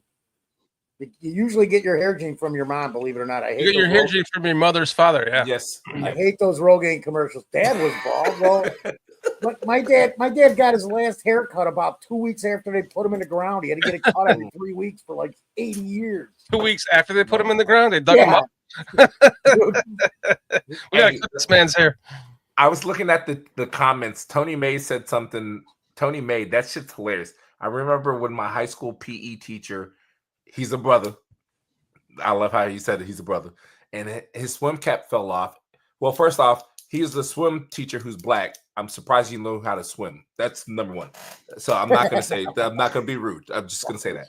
So, and wait, TJ, really I'm sorry. Really quick. You asked me to come on here and just. No. This is please keep going. But I want to just remind you, this is also on audio stream. So for the people that want to know what you're talking about, Tony Moy says, "Oh my God, I remembered when my high school PE teacher is a brother and his swim cap fell off, and he was in the pool. Oh my God, the shit from his hair was spewing out all into the pool. Nasty." So go ahead and finish your story. Well, first off, Tony May, you should have added an A instead of the ER. I'm just brother. I'm just gonna help you. You're talking about. Yeah, I'm gonna help you with your grammar right there. It should have been an A. But that shit is hilarious because he jumped in the pool with the swim cap and he had his hand on the ledge for sure. Hey, this is how you swim like this. He wasn't going out there and he wasn't gonna fuck up his hair. I'm just letting you, Tony, like right now, like I'm letting you know right now, that shit was not happening at all. There you go, Tony. I'm glad you corrected that, brother. Thank you, man. I appreciate that. This is great. Shorty, you told me to come on here and just be like this. I told you this is who I am. You're killing it. You're killing it. We love it, man. No, you're welcome here anytime. Awesome. Cliff already said earlier, we should have you on before the Packers and Bears games. I would love that. Absolutely. It's been one of my goals was to have like a resident fan or podcaster come on with us from the other team the week before we play each other. So absolutely. I would love that. I would love that. So I know we didn't talk about football and it's already 10:30. So let's get back to my original question. Yes. Okay. Who do you think is better? Caleb Williams or Jordan Love? Oh, come on, man.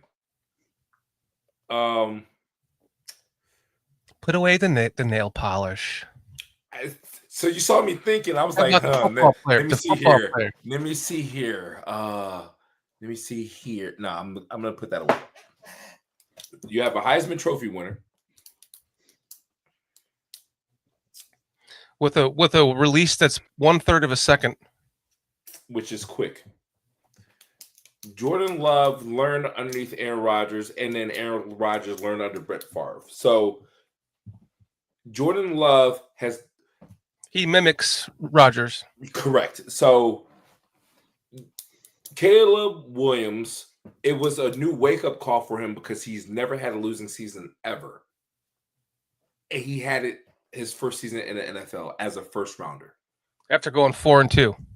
Correct. And having a comeback win against the Commanders destroyed by a shitty head coach. Correct. So Give him a few more years, and he will. And I hate. And I'm not. Come on, say it. You hate to say it. No Green Bay, no Packers, no whatever. So with the new head coach, because Nagy was trash, he was fucking terrible. He had no. He should have just stayed a coordinator. I'm just going to say that. Nagy is a good coordinator, terrible coach, and there's a lot of them in the NFL. Good coordinators, terrible coaches. Mm-hmm. But I will say this: give him a few more years, and he'll be an elite quarterback. I will say that. So you're saying right now Jordan Love is better than Caleb Williams? Right now, yes. Right now, only due to experience. That's it. You're out of here. Hey. He was a lot of fun, wasn't he? He brought up a very valid point. No, I know. So I had to though. I had to pull him. No. You should. I'm glad that you did. 100%. You are correct. You have somebody who was the number one quarterback in the nation, who never lost a game. You got somebody who came in, went to Oklahoma, took the spot of Spencer Rattler, who was a freshman phenom. Yeah. You got benched, and then you did great things at Oklahoma, and then your coach goes to USC, and I'm going to transfer to USC. And your first year at USC, you win a Heisman?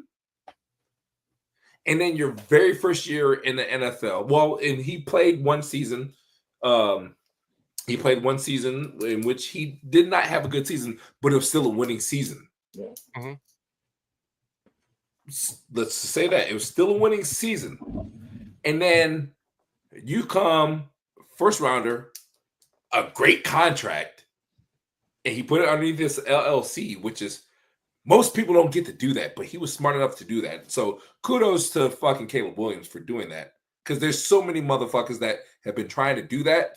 First person in the IRL too, or what is it? IRL, ILI, the ILI. NIL. Sorry. First generation to earn money that way, and come into the NFL, not going, hey, I'm buying 5 Ferraris and 6, Lamborghinis. Like, he comes in with his head straight, squared, screwed on. He's been living in an apartment since high school. Go ahead. And good for him. And I think that's great for him. It's just sometimes you need a wake-up call that brings you back to reality, because you've had it great all this time. And here he goes, 4-2. He's 4-2. He's the first pick in the draft to ever have a winning record after the first 6 games. Correct. And he has this what seems to be his shining blow-up game that's going to, project him into the rest of the season. Right. This is his coming out party in London with 4 touchdowns, had a great game. And then after that, he wins one more game against the Packers. Fuck Green Bay. Washington game, whatever. Yeah, we wouldn't be sitting here without Ben Johnson. Offensive line, terrible coaching. Yeah. So I want Ben Johnson to change. Well, and I'm going to say this, and there's no Packers, Chicago. Like, get the fandom out of here. Like, let's just talk football. So, like, let's talk. Ben Johnson is a hell of a coordinator. He's great. What he did with the Detroit Lions, and now he's got his opportunity to do the same thing with Chicago in conference. So now the NFC North is going to be strong as shit. It's going to be strong. Packers, Detroit, Chicago, Vikings, the Bike Queens. Fuck them. Yeah. We can all agree. Coaches. Fuck them. Awesome. Fuck them. The Bike Queens. Fuck them. So if he was on a Vikings podcast, he'd be like, "Fuck the Bears. Fuck them." No, I would because I'm a Packers fan, of course.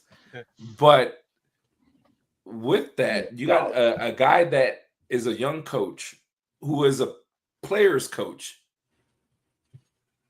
and that's the difference. And I know PJ can attest to that. When you're a player's coach and you're a young coach and you're 40? I think he just turned 40 or 41. You're a player's coach. You understand how the players think. These older coaches don't know how the players think. So now if somebody is frustrated and upset, the coaches are now going to talk to the player like, okay, so what would you do in this situation?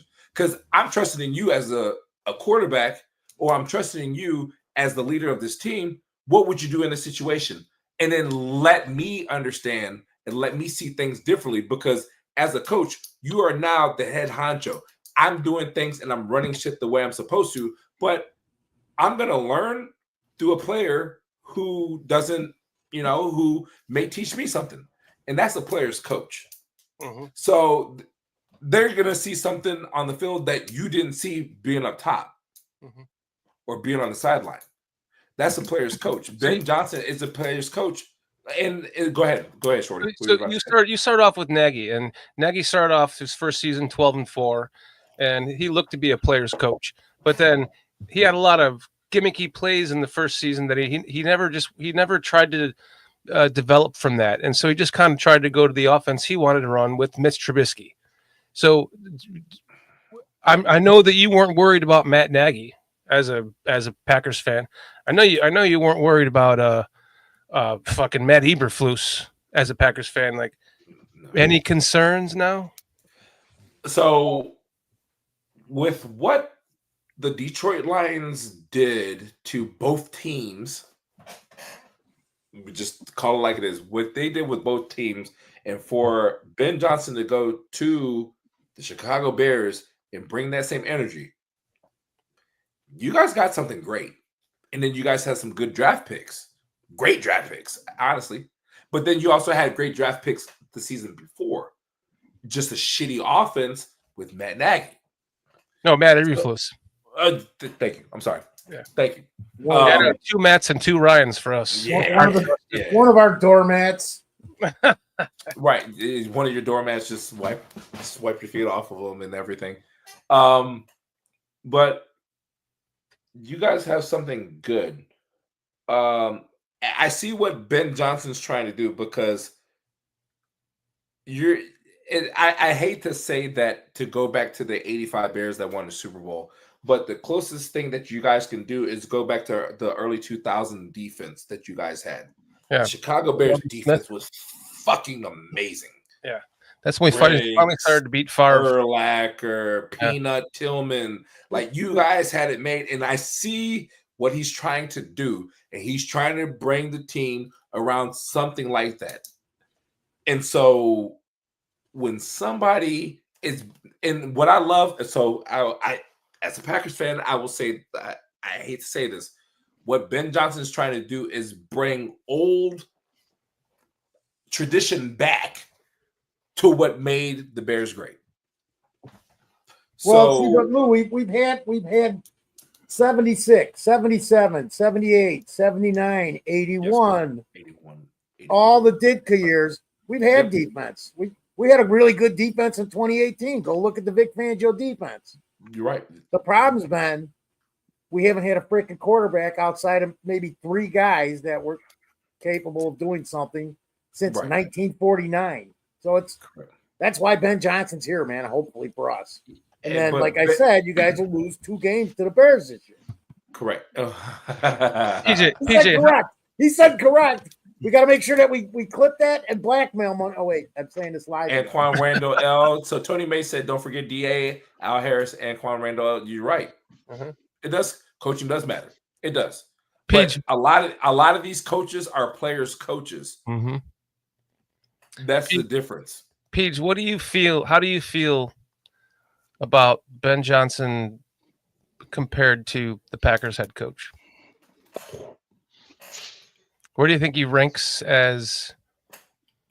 I have to give the. You don't know what he is as a head coach first, right, Ben? Yeah. I mean, because I have to give the experience to LaFleur. LaFleur, as I told you many times before, he has surprised me year after year with what he had to work with and how he was able to do it. I mean, I think he's a great coach. Having said that, I think, because I was skeptical about Ben Johnson at first, coming in, because I'm looking at him and I'm like, yeah, he ran a good offense, but how can he control a whole team? And so far, the reports out of OTAs, he's been a leader. And I love the fact that he's preaching excellence in the sense of, okay, you came out the huddle wrong. I didn't like it. Go back to the huddle, do it all over again. Those are the type of coaches that gets the best out of their players because the standard now is set. Once the standard is set, the players know they have to either step up or step aside. So I think he would get the best out of the players. And seeing as though we're a young team, young players need that type of structure. So I think that would help him. And then he has an experienced running back coach in Eric Bieniemy and an experienced defensive coordinator in Dennis Allen. So he has surrounded himself with two experienced guys that demands out of their players as well. Then you have the defensive back coach that came from Green Bay. Forgot his last. What's his name again? See, this is what happens when you have tequila. See, I fucking forgot. See, this our defensive back coach. He came. He coached in Dallas last year, but he actually played with the Green Bay Packers. Yeah. The spy. It's not Al Harris. It's Al Harris, isn't it? Yeah. Yeah, it's Al Harris. Yeah, Al Harris. Yeah. So he is bringing that energy. I mean, so one of the first things he said coming here is, he want to work with Tariq Stevenson. So again, you having these guys in place, and I think Ben gets to impose his will, his program. It may not jump off the page right away the first year. Maybe he only wins 7 games. I mean, people be disappointed about it, but as long as he's laying the foundation, that's what I'm really looking for. And I like what I'm hearing and seeing out of him so far. So I'm not going to be one and say, oh, get rid of him if we only finish with 7 games. I mean, 7 wins. I just like what I'm seeing so far, and I think that would be a recipe for long-term success. Pete, you had a question. I don't even know if Lou knows that we have a private chat. So you had a question for him. You want to ask him that? Yeah, Lou. My question for you is: during your time of being an adult, Green Bay Packer fan, has there ever been a quarterback of ours that you looked at and feared if he would have been placed in the right situation? Because I'll grant you, we haven't always developed our quarterbacks correctly. But if we would have had the right coaching, right weapons, is there a quarterback, even including Caleb, that you truly feared if he was placed in the right position? Great question, PJ. He wants you to say Justin Fields. No, I really don't. I want to. Really I don't know. This feels like recency bias. I don't know. No, so, Carl, come back on. I want to hear what you have to say. Carl, it's important because I know you're behind the screen, but come back on. I want to hear. No, brother. So I want to hear your take because the Bears have drafted a Justin Fields that is a dual threat quarterback from Georgia. Did great things. We could have gone and seen him play. Maybe you did. I don't know. I saw him play at high school. He was fucking phenomenal. What school did Justin Fields make his name at? Oh, you're about to say it. Well, you want OSU? You want me to say OSU? Yeah, he clearly made his name at Ohio State. Exactly. Now, I have to let you know, I'm a Michigan fan. I'm much more a Bears fan than anything, but I am a Michigan fan. Okay. Well, I say fuck OSU because I played at Bowling Green State University. Incredible. I don't like them. Fuck them. We here, bro. He's an enemy of all of us in all different ways, Carl. Yeah, all different ways, man. So Justin Fields was something special. But Matt Nagy, the way he treated him, and I say this, I wish how Mike Tomlin, how Mike Tomlin treats his quarterbacks, I wish the head coach did the same thing with Justin Fields. Or the way that Ben Johnson did with Jared Goff. Because people were talking about Jared Goff doesn't know coverages, everything. But he's a fucking athlete. That's the biggest thing. Just let them be athletes. You are a dual threat quarterback. You are the number 1 dual threat quarterback ever. And then you go to Georgia and then you switch up the whole offense. So I'm going to go to Ohio State. But then you go to Ohio State, and then you're in the national championship game or in the BCS bowl game to go for the national championship. So Nagy comes in, but if you have talent and you have money in somebody, I don't want to say fuck your pride, but fuck your pride and find ways to bring him in to what you have going. Hey, if this is not going, run. Don't tell him to sit in the pocket and be a precision passer. That doesn't work because he was never a precision passer. He was never a pocket quarterback. He was a dual threat quarterback. At Ohio State, he never was challenged to do anything else because he was quite literally in college surrounded with the highest, the highest of the high talent. He was surrounded with NFL talent, top to bottom, in college. You just threw it up. But now you have NFL talent with the Bears. Well, it's arguable, and this is really embarrassing as a Bears fan to say. The wide receiver corps, at the very least, for Ohio State when he was in that game, probably better than anything he had on the Bears. Like, we're talking about your favorite guy from the Packers, EQ St. Brown. Yep. That guy's dog water, and he's our number one target. That was a big, serious issue. We got rid of him for that reason because he was dog water. He was dog shit. Right. And Okay, so we had Luke Getsy, bunch of Packer sleeper agents. That's why I'm over the Simone Biles, Jonathan Biles, whatever the case is.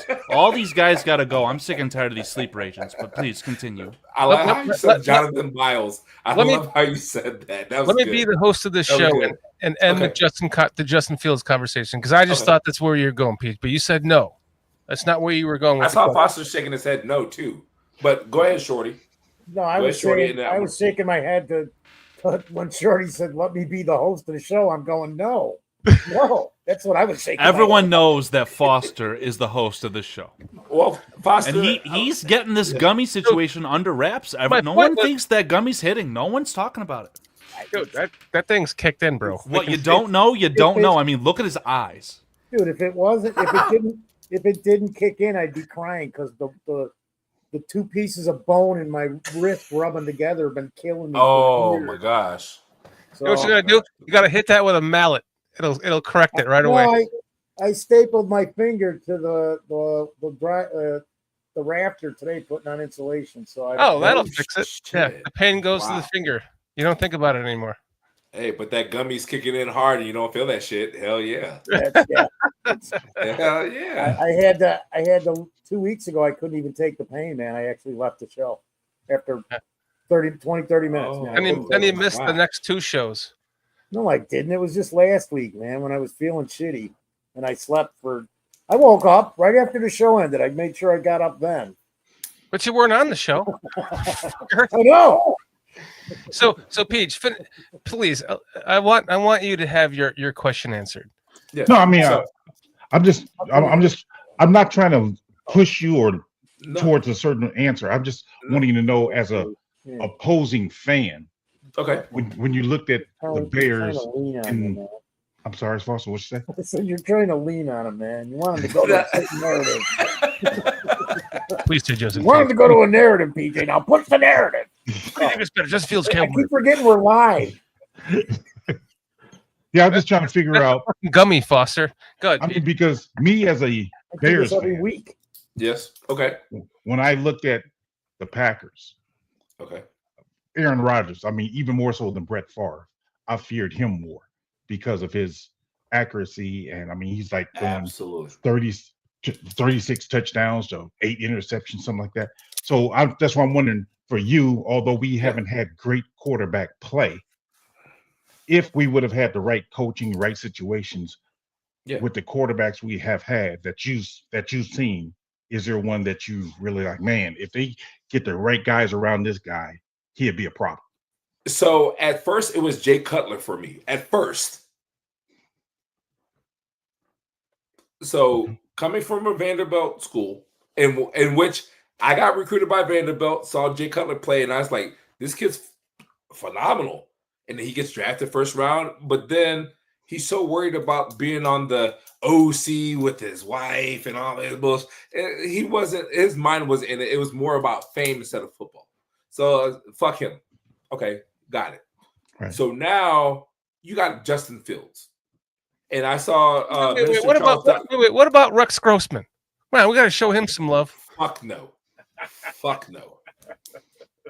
Same amount of NFC North championships as Aaron Rodgers, though. Cutler was. I don't care what anyone says about Cutler. He was a tough son of a bitch. The guy got his ass whooped, and he kept going out there when he could. Man, everybody forgets what took him out of that game that they're crying about. The dude should have been in the hospital. Should have been in the hospital, but he's on the field. Correct. So Rex Grossman. Okay, let's talk about Rex. So yes, he does have the same amount of NFC championship. Okay, let's go back to Jay Cutler. Okay, let's go back. Jay Cutler was too worried about the fame. He was too worried. He wasn't worried about football. He was worried about fame. Sorry, I'm laughing at my chat. No, because you dorks are still talking about football. It was 100 degrees out today. Yes.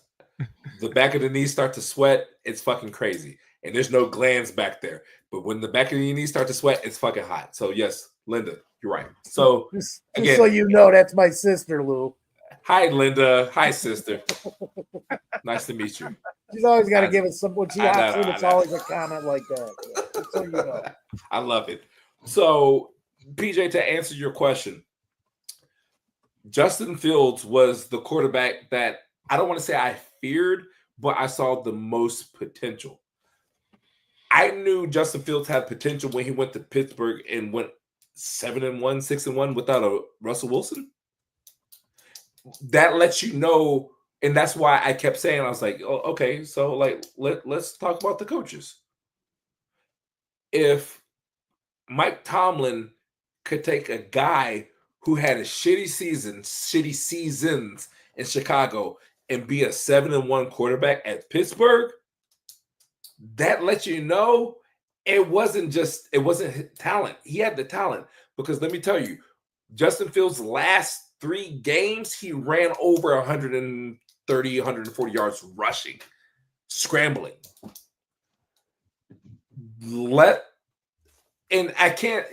So I can't say, and you're a college coach, if you were in the NFL, you can't say just let the quarterback be the quarterback. But you have the number 1 pick, and he did great things for the Ohio State Suck Eyes or the Fuck Eyes. Number 11 pick, but the number 11. Still, as I said, first round, first round. Yeah. You have to swallow your pride as a coach to say, look, I picked this guy for a reason. But you don't say, I picked this guy for a reason, but you're going to run my offense, because guess what? He didn't run that shit in high school.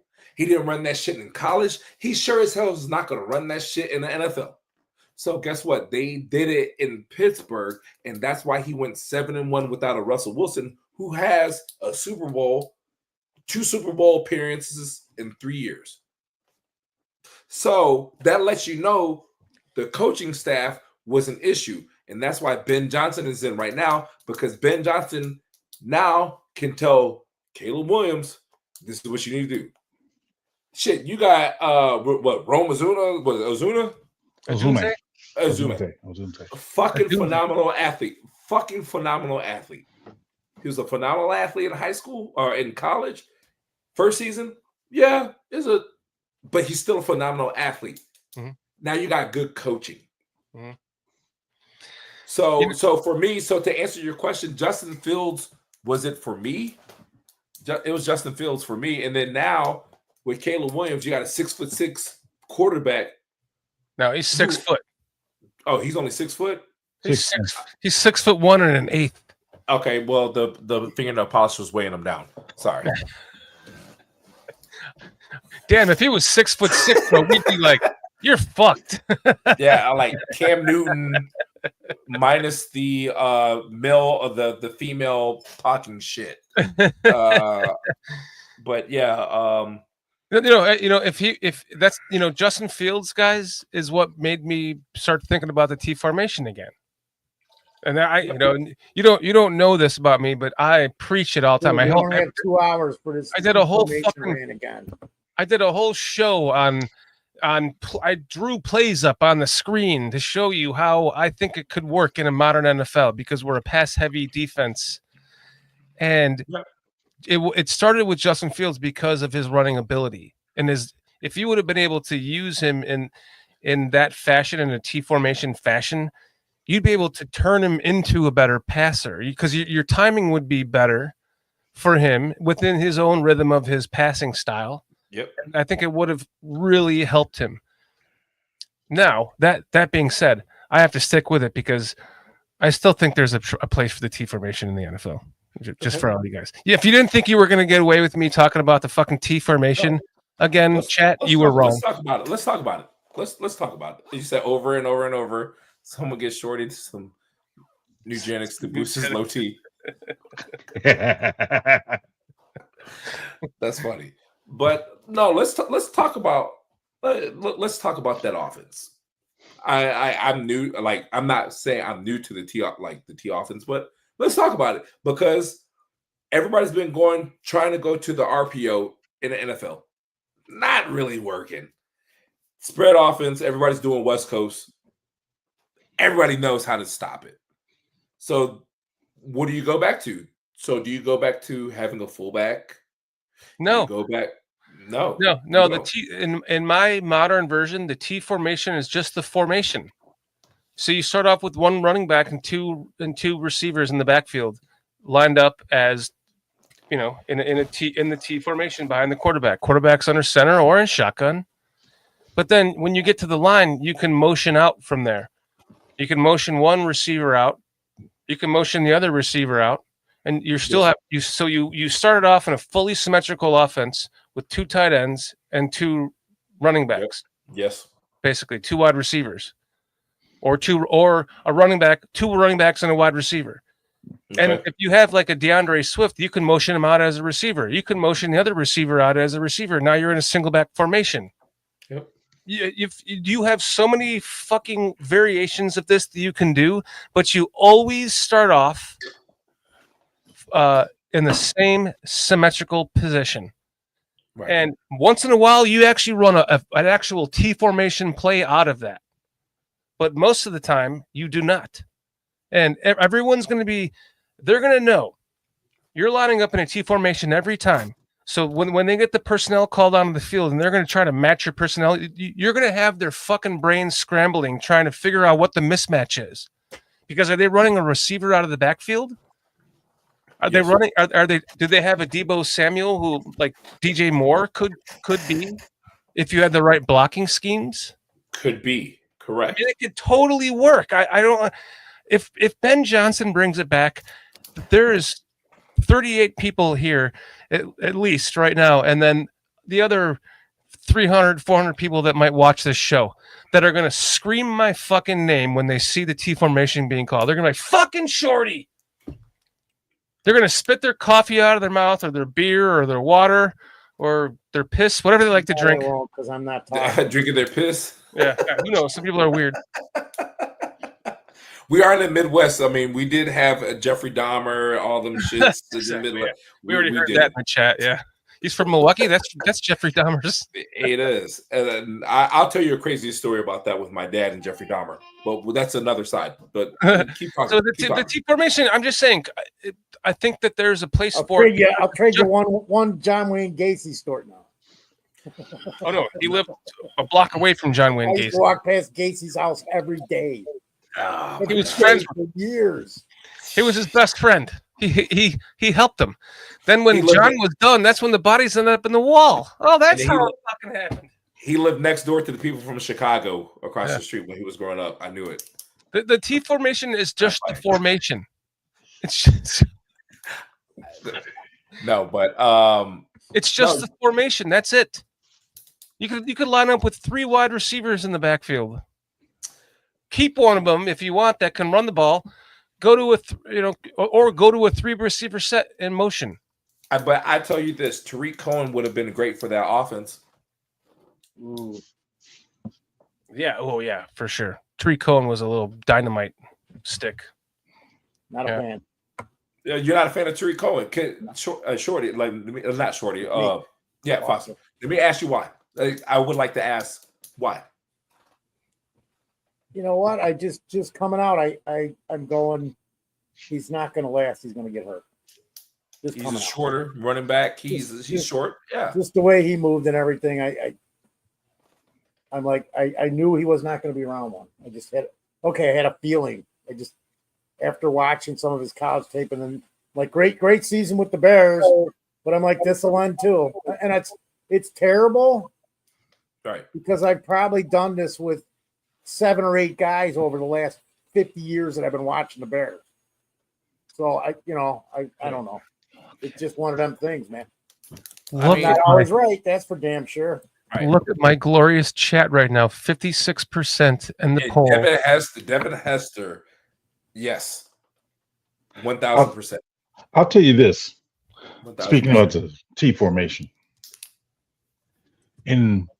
on this current, if under Ben Johnson, if we had, let's say, your tight ends of Komet as well as Loveland, your wideouts as DJ Moore, Valus Jones, and your running back as a Tariq Cohen, quarterback as a Justin Fields. So I'm only saying, hear me out before you crucify me. Now, operate different positions with those guys, be it 2 tight end sets, 4 wideouts, all these different combinations. The defense would not know what personnel to put in the game to match up with them. That's the point I'm making. With those guys with that athleticism, they would know how to match up with them, whether to run 5 defensive backs, or how to set up. So PJ, I crowd the box and cover everybody but Velas. I was gonna say that, but I was gonna say, PJ, that's actually good because a lot of people are running 3 down right now with 2 edge rushers and then a linebacker or 2. Right. But with the amount of speed that you have with Komet, with Cohen, with DJ Moore and all that, you have to have somebody who is like a nickel to play that position. Right. To be able to, so a nickel, that safety linebacker, somebody who's big but is quick to cover the edge. Because but if the defense goes heavy, then you can sit up there, spread them out. If they go light with 5 defensive backs or 6 defensive backs, then you bring the tight ends in and you run. So there's right up the gut. Yeah, so that's what I'm saying. You could do different things with it, and that's what I'm saying. Having all those different type of players with that athleticism, you would give the defense fits because they would know how to play it based on personnel. I agree with you on that. I would You're run welcome. right behind the guard. Thank you, guys. Thank you. Between the 3, what's that? The right side and the 3, or the left side and the guard every time. I agree because Tariq had the speed; you couldn't see him, but then you had the guards, and then Komet will go up to the next level to get the linebackers, or he's quick. I agree with that. I will. Well, we were at 56% in the poll, but now it's 50% says yes. Will the T formation ever work again? 10% says no. That's the key number here. Okay. The other one is Shorty is stuck in the loop, and that's at 40%. So you guys, that means that low? At least half of you are on the fence about it, which would put the 50 to 70%. Okay. Well, that's what I'm saying. I think that's the thing. In today's NFL, the key is trying to keep the defense off balance and guessing. And if you have athletes who can play multiple positions, whether it's in line, in the backfield, or wide out, you can line them up in different positions. They don't know how to adjust to that because they try to adjust their packages based upon, they got 2 tight ends in, we're going to go heavier. But if you got a tight end who can spread out, now you're like, well, I can't go heavy because in case that's tight end spreads out, I need someone to be able to cover him. So it presents a lot of different problems when you have a lot of athletes out there who can do multiple things. Because now you're playing offense. You're being offensive. You're offending me. You know what I'm saying? So now, because you don't know if are they going to run out of this? Because they could run with 2 of those wide receivers with all the extra blocking, and you could move 1 tight end from the other side, and then make everyone think you're going strong, and then go weak. And as long as you have one good blocking running back or two good blocking receivers, boom, you go weak. You got 15 yards with a running back running the ball, or a quarterback. Maybe even a quarterback, but you've got the receiver running the ball. That's why I named the personnel that I did, because you have wide receivers in DJ Moore and Velus Jones who can run the ball effectively as a running back, but they both have speed as well. So even with Tariq has quickness and he can catch out of the backfield. So you have multiple things that these guys could do, and therefore you really would have the defense off balance. Mm-hmm. And PJ, you said something about tight ends, and so Evan Ingram would have been a good tight end for that offense. Oh, yes. Because let me tell you something, that boy ran a 4.45. Yes. At 245 pounds, but you split him out, and he can be out there with the DJ Moores. Yes. Now, I wanted him in free agency, to be clear. I wanted him in free agency. Right. And I'll do you one better. Darren Waller. Mm. Darren Waller was a wide receiver at Georgia Tech, fast as hell. Just came out of retirement, didn't he? Yeah, he just came out of retirement. He's with the Dolphins now. Yes. So you got these big tight ends who got speed, who can catch, who could block. But then DJ Moore is not a small receiver. Not at all. Not at all. But you split them two motherfuckers out. That's what I'm saying. I mean, that lineup with the various formations you can run would be a problem. It would really be a problem. So yeah, you could do it. I mean, and given Ben Johnson's creativity, it would really be a problem, in my opinion. I agree. Thank you. Again, I'm taking a bow. What I promise you, I promise you, if it does happen, you will all think of me, and you will all think of me when you're watching Ben Johnson run Ben Johnson is the guy to run the T formation. He's the one that's smart enough to figure that shit out. And knowing he's playing for the Bears, like, I almost kind of expect it, because the first play of the season for Matt Nagy, not the other Matt, Eberloser, but Matt Nagy, the first play of the season against the Packers, Lou, was the T formation. It was. And I was like, you gotta be fucking kidding me. This guy's gonna bring back the T formation. So I guess maybe I was all about bringing back the T formation before Justin Fields, but Justin Fields I thought would have been perfect in it.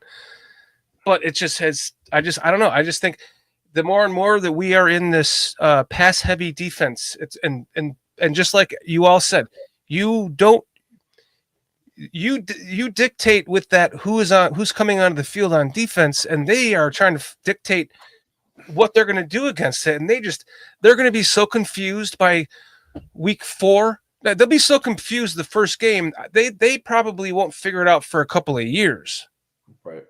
And that's what I'm saying. I mean, you got your Super Bowls. I mean, when you even look at our current lineup, if you trot out Cole Kmet, Loveland, along with DJ Moore, Swift, and I would say Burden. You got 3 guys in that backfield in Burden, Swift, and DJ Moore. Yes. Who you can either send 2 of them to go out wide, or keep them all 3 of them in the backfield and give some misdirections based upon that. So you could do some things there with those guys, and that's what I'm saying. I mean, the possibility is there, but I never want to be misunderstood in thinking that we should always be in the T formation per se. But I think it's one of the wrinkles you could do with a lineup like that. You can have that T formation. Yeah, maybe you don't run it every single play, of course, but if you run it a majority, like 40% of the time.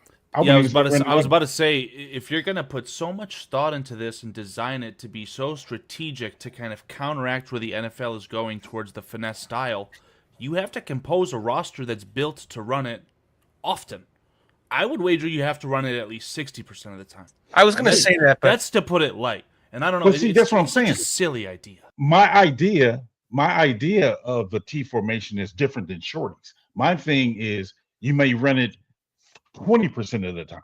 Because if you have that group of people that I mentioned go trot out there, based on what the defense is presenting you, like I said, if they're presenting you a heavy box, then you spread the guys out. So I'm not going to have the receivers in the backfield. I'm going to spread them out. But if you give me a light box, then I can run in T formation. Because Correct. if you got some 6 defensive backs out there or 5, or they're a nickel, okay, I can run the T formation off of that. But if they giving me four down linemen, 3 linebackers, I'm spreading them out. Spread them out, and then I'm not running the T formation. I'm running the spread off. But now you've got your mismatch, your mismatches that that's the whole point I'm making. So that's why what the defense presents you. That's why I think you should run it more than 50% of the time, because this is Shorty's version of the T formation. Yes, we are not sponsored by Nugenics, by the way. But this is a start. If we can get sponsored by Nugenics, that'd be great. More money to us, to you guys. Like, that's great. Like, Nugenics, like, get Frank Thomas in this motherfucker with Doug Flutie. Oh my God! If you help us get Frank Thomas to talk about the T formation, I'll paint everything with nail polish, bro. There you go. Let's do it, man. We'll get L'Oreal to sponsor that shit too. Like, this is perfect. Jesus Christ. But that's why I think if you run the majority of the time, then you're just, nobody knows what to do on defense. So that's why we drafted a backup tight end at 10th overall instead of a starting running back to run the T formation. Got it. Foster, you're on mute, but go ahead. I feel like you had something to say. I gotta hear this. I gotta hear what you have to say. I gotta go piss, and I'm not gonna sit down. I was actually gonna say hi. I'm Shorty, please document that for proof. I'll record it for you right back. You said you're gonna sit down when you pee? Let's start a bet. Or are you gonna take a shit? I am not gonna sit down. Are you gonna take a shit in the bathtub? Yeah, I'll shove it down with his toes. Shove it down. God.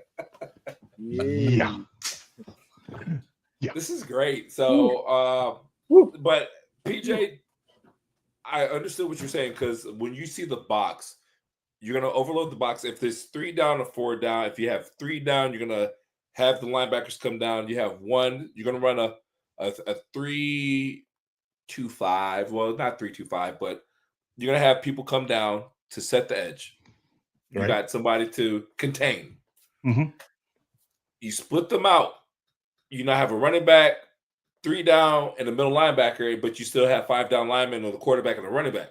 I'm just going to use Swift, run outside, get everybody out, and then cut back in the middle, because guess what? That linebacker is going to go that way, and you left all open on the backside. Exactly. So that is actually very smart.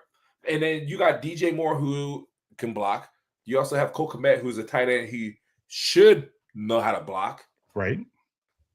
But then also, the offensive linemen, when they're not blocking somebody and they go to the next level and they're doing like this, they're going to go to the next level where the safeties, the corners, and everything, and they're going to fuck somebody up. And you just left a fucking hole for the semi-truck to go through and get you 10, 15, 20 yards. So that's what I'm saying. That's what I'm saying. Based off their formation, that's how you adjust, the play call. But with that personnel, you're being able to do many different things, and the defense can't dictate what happens, because they now become reactionary based upon, okay, I don't know how to play how to stack this. Am I going to have 4 down linemen, 5 down linemen, or am I going to have 3 down linemen? I mean, what am I going to do with the nickel? Am I going to have 3 linebackers, or am I just going to have 2? I mean, so based upon what they do, then your play call can change. Like, okay, you got 3 linebackers out here and 4 defensive linemen. I'm going to spread you out. So if I'm spreading you out, one of you linebackers is going to have to cover my tight end, and I'll take my tight end one-on-one against. 1,000% against you. Absolutely. So absolutely, and that's smart how you said that. That's very smart that you said that, because I was like, that's why I was like, okay, in the box, because when you're running your running play, if it's overloaded, if you got 7 in the box and you got your down lineman, a quarterback, running back, you're going to throw. You're going to split somebody out to uneven it. Right. But then if you have a T formation, everybody's unloaded in the box, but then you have a DJ Moore who can, and somebody in the comment, which was right, that said, like, they like to do motion. Yes. You got a quick DJ Moore that's on the outside going across where it's uneven on one side and he's going across. So now everybody's got to shift. But then you got a Cole Kmet on the outside blocking outside, and then you got the guard pulling, and you got everybody moving this way, and then you're already up 5 yards up the field before the guy's getting touched. He's not even getting touched, which is smart. Exactly. Which is very, very smart. So I'm a defensive guy. Yeah, and me too. Same here, man. Because when you play defense and you see the box, go ahead, Carl. Oh, Shorty's up there. He just came back. But when you and it's funny because when I watch the games, yeah, you look at the offensive players, but I read the defense, like, okay, the D line slide over. Did they do this? Okay, it's overloaded on one side. Like, is he in the right gap? Is the linebackers in the right gap? And it's like, okay, it's overloaded. You know they're going to throw, but if they try to pass it, it's going to be a screen or an option. Yeah. And you read it all the time. You're like, okay, like I see it, and that's what's funny because you're a defensive mindset, and me playing offense and defense and playing both sides, I see how like during the field, that's like, I see where this play is going, and I hate to say it, that's why I like Tony Romo as an analyst because Tony Romo tells it like it is. He's like, okay, safety's down, throw it deep. Yeah, and he tells it like it is, and people hate that shit, but like it's true. I actually like that part of his announcing is the fact that he breaks it down like that. But let me ask you this: seeing as though you played so many different positions, absolutely. Which one was your favorite, and which one was your favorite? Okay, and which one were you better at? Because that's not always the same. So H-back and fullback was my favorite position. So I never played it in high school and college. I was a tight end, but in a wing T. It was one of those where with Bowling Green, and Bowling Green with Urban Meyer, Greg Brandon, they were the starting of the RPO, the spread offense, that whole, Mike Leach, God rest his soul, like that whole era. But then they always used to have an H-back as a blocking running back. So there were times where I'm next to the quarterback, like a running back, like they're not going to give him the ball, but there's times that they give me the ball and run. Or it's second down, second and long. They know they need somebody to block to protect the quarterback. So now I have to read the defense. Safety shift. Okay, blitz is coming this way. Oh, okay, safeties are coming down. That means the linebackers are blitzing down the middle. Like you have to read everything. So I had to be a knowledgeable quarterback. A knowledgeable running back, even a fullback, to protect my quarterback. And I had to think like a quarterback to block. Yeah. And so that's why I loved everything about being an H-back, fullback, running back, because now you're reading defenses. It's not just like, oh, I have an offensive line and I have this gap to read up this way. Right. Or, hey, like there's times you're going to have to protect your quarterback, and your quarterback is your number one. So for me, being an H-back, it allowed me to be a very knowledgeable player on offense. Defensive end, I don't get me wrong, I love defensive end. You run full speed, you got your gap, you have to contain, do all these things, hit the quarterback, block. Yes. But at fullback, you had to think like a quarterback, because it's like, okay, what is the quarterback thinking? Okay, his back is towards me. He's looking this way. So he sees something over here instead of over here, but the safety is blitzing, the corner's blitzing over here. So it's my job to contain. Like it's a lot to go on. Right. And that's why you have to be like this with the linemen, the running backs, the quarterback. And it was just all together, where the moment you try to do something, you left your gap wide open, the quarterback's getting fucked up. Yep. And like you're talking about the eyes, the quarterback, even before the snap, can fit. Like if the quarterback just subtly looked like, let's just say 4-5 plays in a row, looked the direction that they were going to run the ball, right? And then now their defense is like, hey, he keeps looking to the left when they run to the left. Now you start fucking doing it to the right, and now you start fucking with him. So now they know that you're fucking with them on defense, and you can't discern now what he's trying to fake us out. I can't believe this is still a T formation conversation after I sat down to piss. Yes, I did. Because I have fucking sciatica, and it's more comfortable to sit to piss sometimes. Now, which way did you wipe? My man Carl, there you go. I didn't take a shit. It's all in the chat, man. He's even So describing. you didn't his wipe ball. after you pissed when you sat down. Understood. So, Carl, the question is, does he have a bidet or not? I put on a drippy dick, and I came back to the show. So you used a garment to cover yourself to soak everything up, and you didn't wipe before you applied course it? I wiped, There's but so many questions. There's so many questions. I don't have a pussy. Why would I wipe from front to back? I have a dick. Now, I do you would grab my have do you dick. have proof? Can you provide proof? No, we do not. We're not. No, we're not. Absolutely not. Sponsored by Nugenics. You saw my dick in the Hashtag not at an ad. the end of the video. Okay. I just want to acknowledge Raging Oracle in the chat. He says that he played Yeah, nice Power try, back. PJ. Nice try.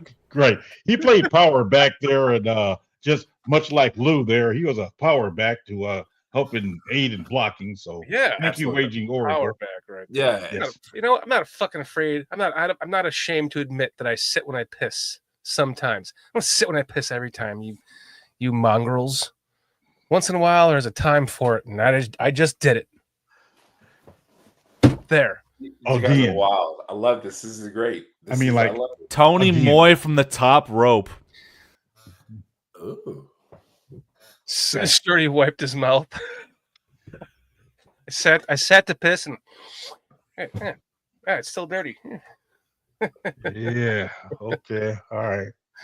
You know, pick on me all you want. I could give two shits. It's You probably did when you were sitting down. It's a personal preference. No, I see Tony May said it was flooded by Rockford, Illinois. I thought he said the Rockford Peaches, but okay, got it. The Rockford Peaches. Yeah. Is that really a team? No, the League of Their Own. Oh yeah. Got it. Yeah. Sorry. Man, you going back to the movies now? Yeah. Come on, man. Like, come on. Yeah, See? okay. You asked me to be on here. Like, let's do it. We're gonna have fun, man. Dude, I want to tell you how much fun you are. You're a great guest. Listen, you're a Packers fan, but I think that you've won our crew over here. We all agree you're a funny guy. A good conversation. We're just talking football right now, actually. Yeah. We're talking deformation. Thank you for joining us, man. No, I thank you for the opportunity, man. And it was a huge blessing to meet you and your wife definitely last week. And you're like, hey, I need for you to come on the show. Like, you're hilarious and everything. And I was like, I'm gonna bring it. And he's like, no, like, I want you to bring it. And so I was like, let's have fun today, man. Because like I believe in everything that you're doing, and I believe in what your vision is. And like you said, you jumped and you did this. And look at the people commenting right now. And like I see FGB. I love it because I feel like I'm getting booed when I was playing football at a big stadium. I love it. I appreciate this. It inspires you. It does. But I also wanted to bring knowledge to this, where it's like, yes, even though I'm a Packers fan, you guys got something good going for you. It just needs to be in a certain way. But Ben Johnson is going to be the guy that does it for you guys. And it's true. And sometimes being a realist instead of a fan, that's just like, I never bet for my team. Whenever I gamble, I never bet the Pack ever. But then you kind of realize, if I do, correct, because it's more emotion instead of logic. So now when you're logical and you see what's going on, and you see what Ben Johnson was doing even for the draft, even though Carl said something about the draft, Carl, I see what you have something great, because you kind of realize like, okay, like I would have never picked this guy in the first round, but what does Ben Johnson have coming for? Like, what does he have coming? He's got something in his mind. Got it. And Squeegee, fuck you too. GFB, like, fuck you too. I love it. And it sucks ass. Okay, great. Thank you. I appreciate that. I had to be that guy. I'm glad I couldn't help. He says, Lou, you said that you never bet on your team, but Calvin Ridley sure as hell did.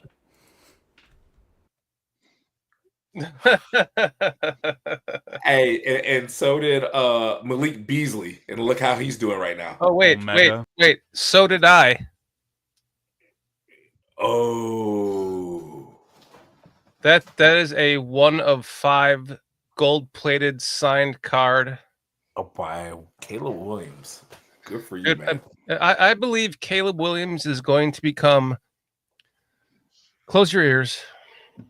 Sorry, Walter. PJ, close your. PJ's having a stroke.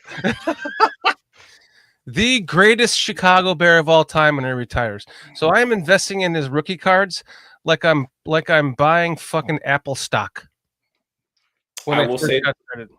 So Shorty, PJ, I don't know if Foster went, Carl. As a Packers fan, I will say this, and I can't believe I'm fucking saying this as a Packers fan. Oh, this is why we love you. He will be more of an elite quarterback than Eli Manning. Oh, that's not hard to do. Well, it's not. It's not, but he's still an elite quarterback. But so first off, I'm going to say Peyton Manning, bro. I'm not going to say all that. 100%. Those gummies kicking in. He might snip Drew Brees. He might pass Drew Brees. Those gummies really. Hey, suck you in.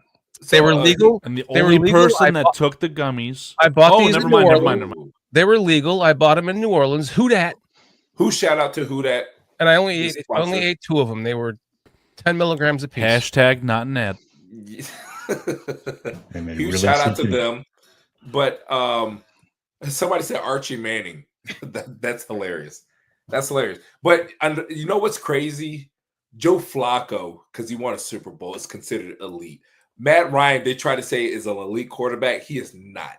He ain't shit. He is stat Ryan. He just stacked everything. He is the Dan Fouts of the current NFL. Dan Fouts didn't win shit, but he had the most yardage and everything. And Dan Fouts never did shit.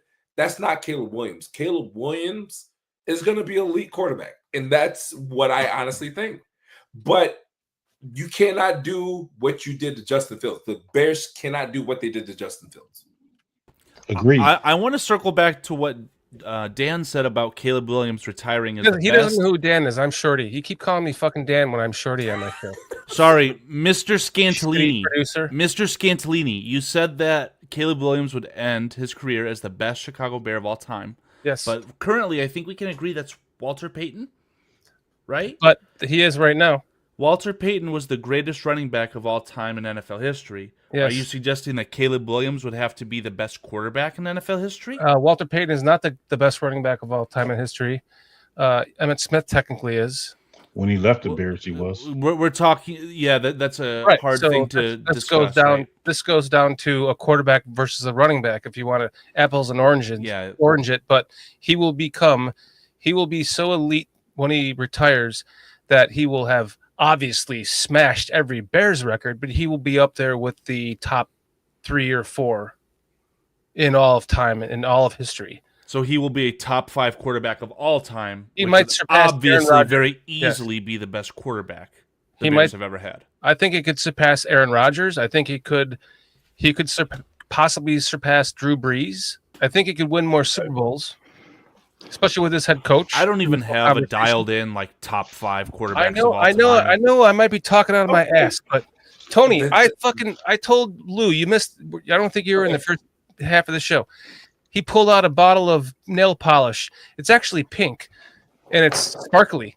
And I always said, Caleb Williams wins a Super Bowl, I will be the first person to fucking put pink nail polish all over my fucking fingers, and it'll be in support of breast cancer, which my mother has had. You know what? And so, I'm a big advocate. I've done breast cancer awareness events. So I'm word, y'all. Well, you know what? That's not true. Let this be another sponsor. Let whoever. That's what I'm saying. Caleb Williams is going to be a nail polish sponsor for some. Yeah. Let it be a first sponsor here. Like, look, this will allow more. No, it's confetti, but allow more women to come to your podcast. been There's trying to women get in him. sports. And look, That's what she said. look. I see what you did right there. That was great. That was great right there. But Foster's sister is on here. But Let's get. but the issue is if he's not going to wear if you're not going to wear the polish until Caleb wins the Super Bowl, you're not doing it for breast cancer. So you're you doing have it to for do it in the month Caleb. of- Yeah, do it in the Shorty, month if you're of going to October. actually do that, you're going to have to like alternate each nail, blue, orange, and have like letters painted on there too that say CHGO Bears, whatever it says. Right. Well, I'm off the show for the next 3 weeks because we're driving to Yellowstone and back with our camper. But the next week, I'll do that. I'll paint my. I will paint my. Me to be here. I will paint my disgusting chewed fingernails blue and orange just for you guys in support of Caleb. Fingers ever again. The real Bears fan said, "Where is Foster?" Yeah, that is a great question. I hope he's okay. I hope he's not in pain right now. Foster is sitting down to piss, and it turned into a shit, and he's wiping from back to front. While he was in the shower. I was about to say that he's putting his big toe through the. He's cramming his big toe to get his shit down the shower hole. No way, man! I'm telling you, I just was under the house replacing all the drains. I ain't doing that again. This guy's always got something. Yeah, I was just working on my plumbing. My neighbor had a problem with his roof. I spilled gasoline in my truck. I used to work there. Famous line. I used to work there. Back in 1942. After 150, I used to work there. Foster's finally like, now he's like, you're not going to believe this. What, you used to work there? Yeah. Or sometimes he's like, he gets me. He's like, no, I used to go there all the time. I remember when the Bears played at Wrigley Field. I got my first tickets there. I remember when the Bears was started. I watched George Halas be born. When? What are you talking about? I was his attending physician. That was one of your many jobs. Of course I saw him born. Well, dude, when you're a vampire for 700 and plus years, you're gonna go through all that shit. That's right. Oh my gosh. So what do you mean? Oh my gosh. So I remember when she was on the question. Some trivia question that just came up because whatever Shorty said. When did the Bears play their last game in Wrigley Field? 1969. I believe they actually played a game there. We have a producer. I mean, is this we're going to answer against the Falcons, even though they moved. Oh, my AI is not working right now. So it was against moved the Soldier Falcons, Field for the 71 season. Yeah, but they did play a game in Wrigley Field during that season. I forgot what the reason was. It was whatever, 72. But people always forget that they were in Wrigley Field. December 13th, 1970. Thank you, Greg. That was awesome. Okay. Where they beat the Packers 35-17. Greg, you want to be your new producer? Check and see if there was a game played against the Falcons in 1971 or 72 at Wrigley Field. Who was the quarterback? Who cares? I don't know if it was Bobby Douglas or who was the running back? Frank Cesaris? No, Frank. Was it not Frank, but Cesaris? Jack Concannon. There you go, Jack Concannon. Got it. Yeah, Greg. I thought he might be something once. Greg, you want to be our new producer? Yeah, Greg, job's yours, buddy. You got it. It's all yours. All yours. He's supposed to be our Jamie of the Joe Rogan podcast. He's back there fucking jerking. I can see you jerking off. I'm compiling graphics, trying to get actual other stuff that we could talk about on the screen, but that's okay. Let's talk about the T formation. You tell him, Carl. No, you fucking redirect the conversation. Where are we going? What was that image? Ooh, that was a good one. That was good. Is that the new Bear Stadium? Yeah. That looked like Mercedes-Benz. Yeah, right?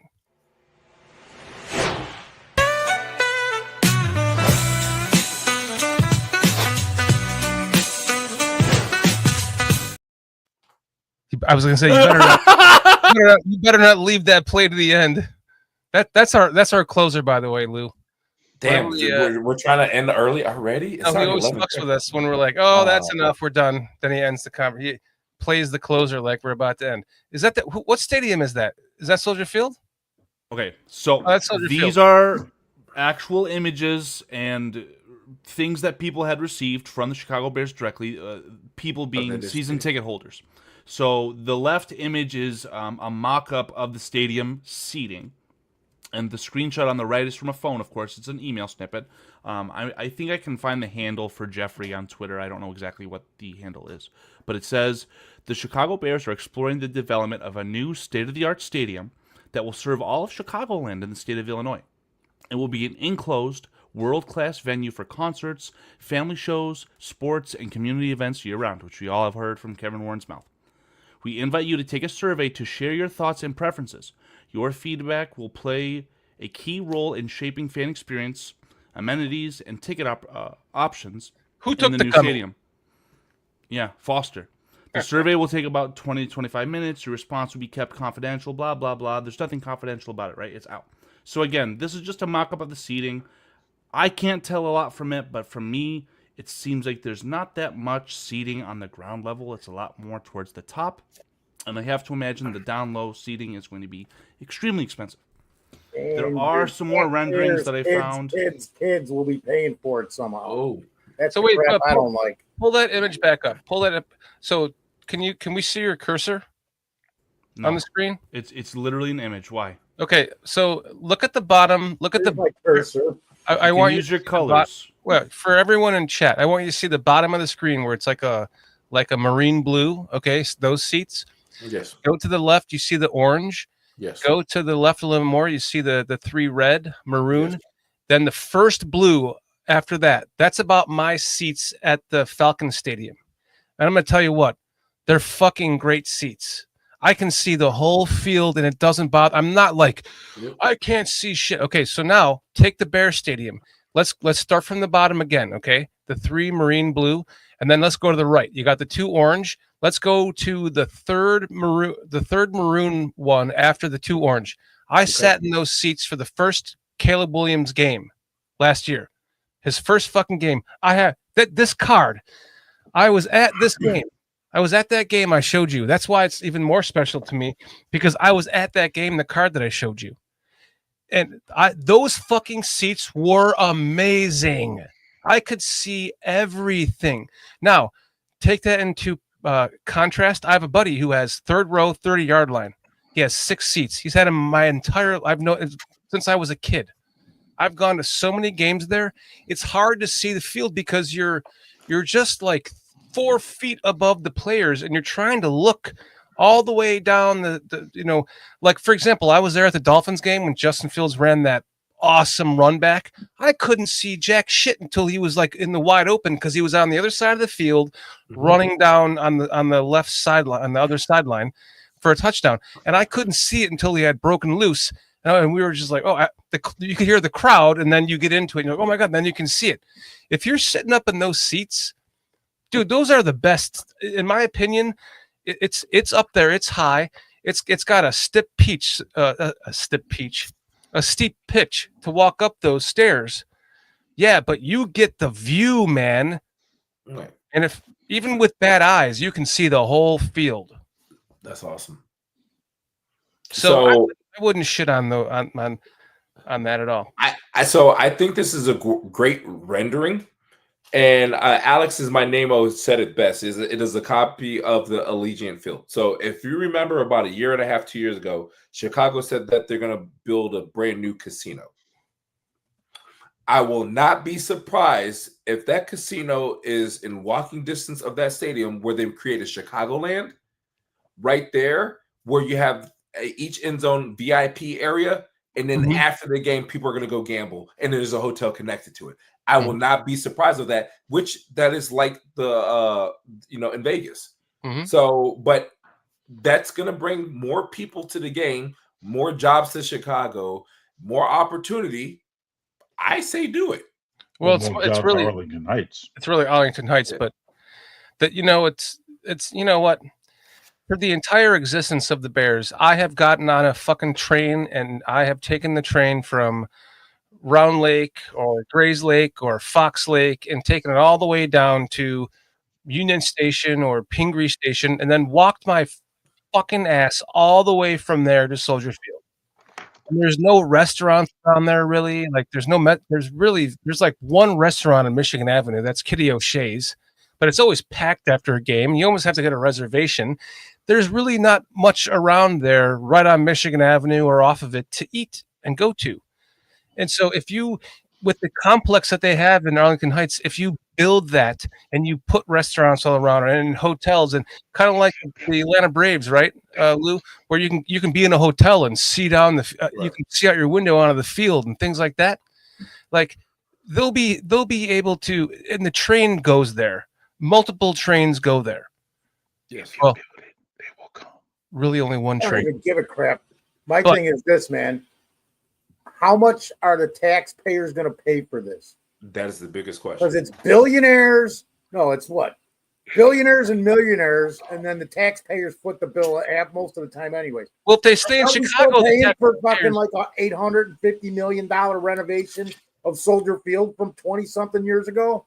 Right. But Foster, we all know that Chicago is run by the mob. It is not about the government. It's the mob. That's true. I know. I'm just they're killing the middle class here, dude. You're done. We're done. But if you don't make $50 or more an hour in Chicago, you cannot live. Fucked. You're fucked. You can't live. If you build it, they will come. Yep. No. But let's look at the downside too. Okay, let's say you live in Chicago. Conspiracy mob. Yep. Go ahead. And you have to take that train from Pingree Station to Arlington Heights, Arlington Park. That train is going to be they're going to have to add like 15 more cars to that train and another engine to it, because that's going to be the only route to get there via train. Whereas there are many routes to get to Chicago from train to then get either into one of those cabs that you like, those SUVs that you pay $20 and they give you unlimited beers for, or you can walk there if you want, or go have breakfast at Lou, great place, man. My favorite place. I forget what it's called. Not Lou Malnati's. Carl's leaving us, dude. If you build it, they will come. Carl's getting out of here. Shit. Fuck Green Bay. Ghost Annie hit me up. What? No super chats? Jesus. Where's your super chat, Carl? You donate it, you get half of it back. Busted from the suburbs. Carl, if you're leaving, say goodbye, please. No, I'm not. I'm not leaving. Okay. Can I re-up on my alcohol real quick? I want to let you guys talk, but like this Absolutely. is great. I love it. So No, we don't. I appreciate that you love it. We don't drink on the show, dude. yeah, gummies and all. Or swear. We don't fucking swear either. We don't swear. We don't smoke on the show. Where's my Especially bong, cigarettes. Cigarettes are bad for you. Vape is worse. I'd rather smoke cigarettes. Go get your shit. Come back. All right, brother. So you will end up clogging up the train line that goes there from Chicago. You'll force everyone to drive there, which will suck for those people. I can't deny that. But Hey, about time the Bears build the stadium, Caleb would be retired. You want do you want your team to be successful because they have their own complex and they're making money from it? And I mean, really, that has nothing to do with the NFL because they have a salary cap. But only thing, at least they won't have to borrow money to pay big contracts, like said Caleb in 3 years. You're gonna have to pay him eventually. I just think that for me, I just hope it don't take them 20 years to pay the thing off, because they still haven't paid off. Right, That's the problem. It'll take 40 or 50. That's the problem. The Chicagoans are still paying for Soldier Field right now. Right, and that's what a fucking joke. That's what I'm saying. They need to do a better job of having. It's Illinoisans. The state's paying still. Well, that's what I'm saying. I mean, if the McCaskies do a better job of putting up some of the money and don't put a lot of the burden on the taxpayers to where we can have that thing paid off and within 20 years. That'd be great.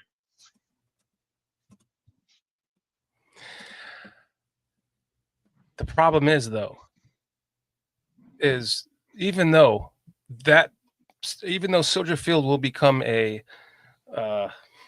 place for Pearl Jam to go play, or because the Fire are now looking to get their own stadium, like they're not even going to play there anymore.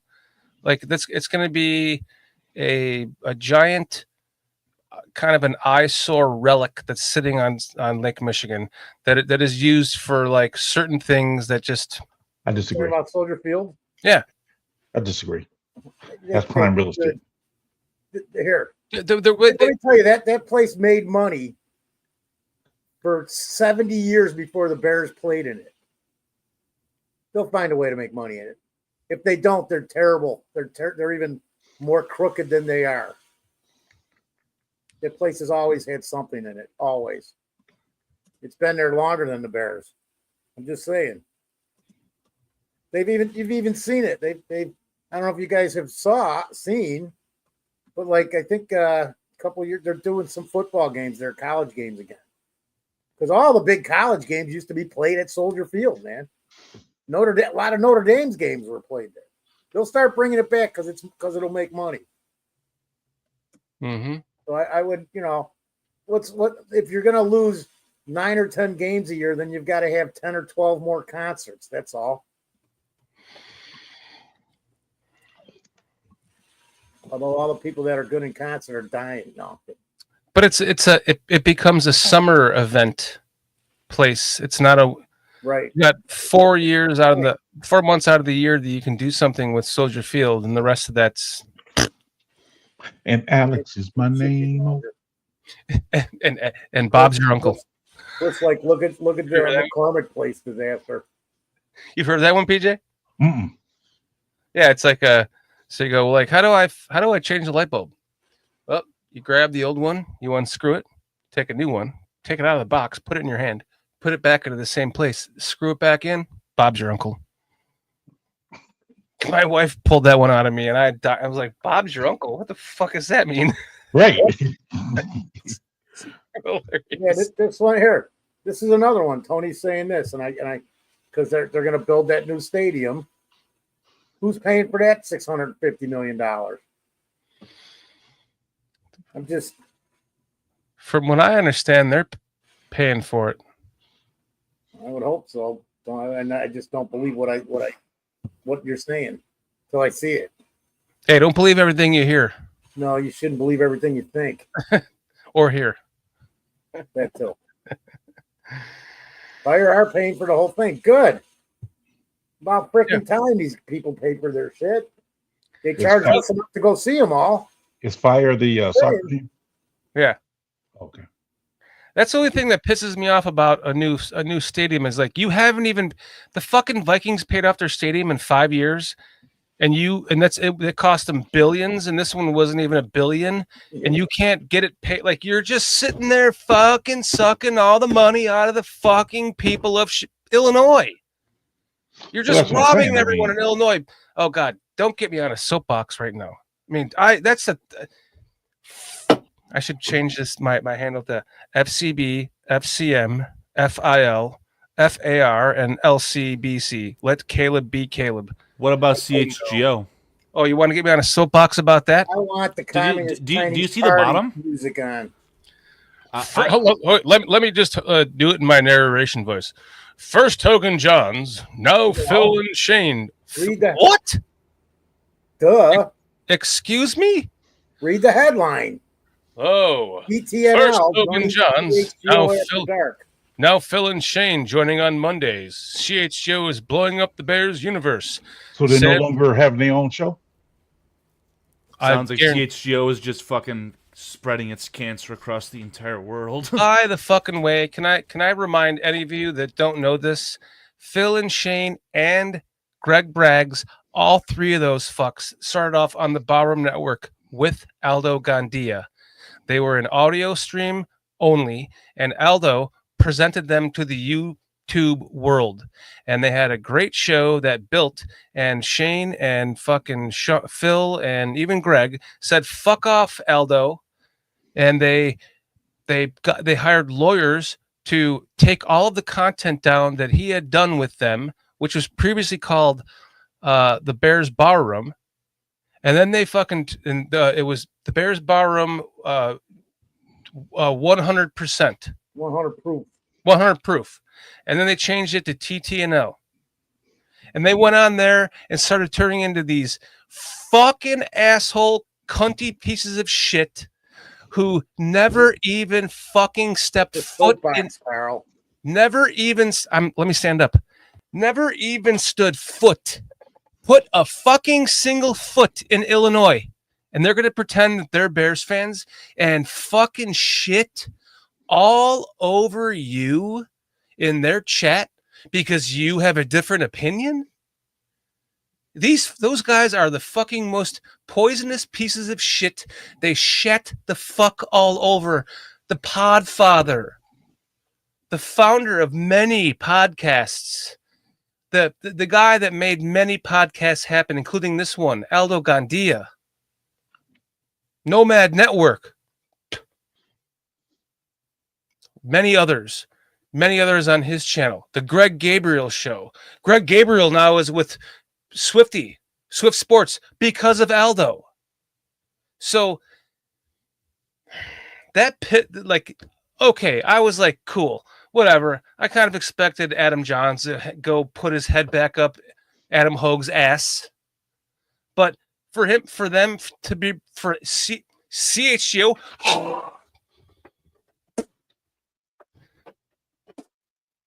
to be fucking bringing those fucking fucks, Phil and Shane, and they're gonna do their Monday night show, they're after dark. So you know what that means? They're competing with this channel, because there was a show going on right now when this show was starting. They're competing with Aldo. They're competing with the little guys like us that have a fucking great viewership like you guys, that appreciate us, that really truly appreciate what we have to give you, because we do talk Bears, and man, the first thing that we like to do is make you laugh. And what do they want to do? The first thing they want to do, Shane and that fuck Phil, who never stepped a single foot in Chicago or Illinois, maybe for a visit to go see the Bean. Fuck those guys. If I could those motherfuckers. If I could chime in, I mean, I dislike the idea of the conglomerate kind of jumping in and trying to be very toxic and, Carl, by the way, that you got to make a clip of that. I'm going on vacation. But essentially, like, there's guys out there that actually agree with the conglomerates, right? Like, I made a comment about how it was silly for Johns to essentially just get bought out. Whatever. Like I said backstage to you guys, I actually liked the Hogan John show. I think that it moving to CHGO, 100% agree. It's going to get watered down, and I disrespect that. So there's guys on Twitter who just will attack you, right? He's like, why would I even give you the time of day? Because you're two jagoffs with no access, right? And then, again, I suggested he was problem in the society for saying that, having a voice is a bad thing. And he goes, he says the guy who started a podcast. It's just silly to me that people can have such a negative view on just guys wanting to talk ball. It's stupid. So I thought Johns was working for a newspaper. The Athletic. Okay. He quit because he got... No, I have a feeling that maybe it was time for him to get a raise or something, and he said, here's my price. And the Athletic said, well, I don't know if we can afford that. And he was able to line something up at CHGO. No, my young naive friend. Adam Hogue went blah, blah, blah, blah, blah, blah, blah, and got him a job. Well, absolutely. Yeah. He wasn't like, well, maybe that did happen because Adam Hogue was like, I'm going to get you a job. And Adam Johns said, hey, Athletic, well, number. And they said, no, we can't pay that number. I'm leaving. I'm going to CHGO. Yeah, and the number was at least double what the current number is. I'm not naive to it. I understand it. But again, just to allow himself to get bought out, whatever. It's silly. It goes down to my right. You see right under here, Mr. Shorty, fuck Green Bay and fuck Chicago media and fuck Aaron Rodgers. Fuck Chicago media means this company. Don't anyone think that when you sit there, it just pisses me off because I don't watch them, but every once in a while I'll put them on just to judge them. And I see super chats come 20, 40. I'm like, you guys are just donating your money to fucking Comcast. What? No or super chats? Or NBC Sports. And I'm not saying I want your money. I'm humbled if you want to give me your money, but I'm not begging you for it like those fucks do. And that's where that go play it again. Where is the love, the love, the love? What? No super chats? I'll say that. That needs to be an audio clip, PJ. 2 hours and 50 minutes. What? No super chats? Where's our guest? I'm so sorry. Holy shit. That came from. There. What? No super chats came from who? What's his? I forgot his name because he's irrelevant. They fired him on Christmas Eve. Oh, come on with that. Nicholas Moriano is not irrelevant. He's not irrelevant. No, he is now because he's not on CHGO Sports. He's trying to make himself irrelevant to the evil conglomerate, maybe. But he was on there, and they were doing a show, and there was no. I just happened to pop in there. I'm like, I was probably thinking it to myself, and he goes, "What? No super chats?" And that's what made me say that. So then he had to make a clip of it, and that's not me. That's a joke, just so you know.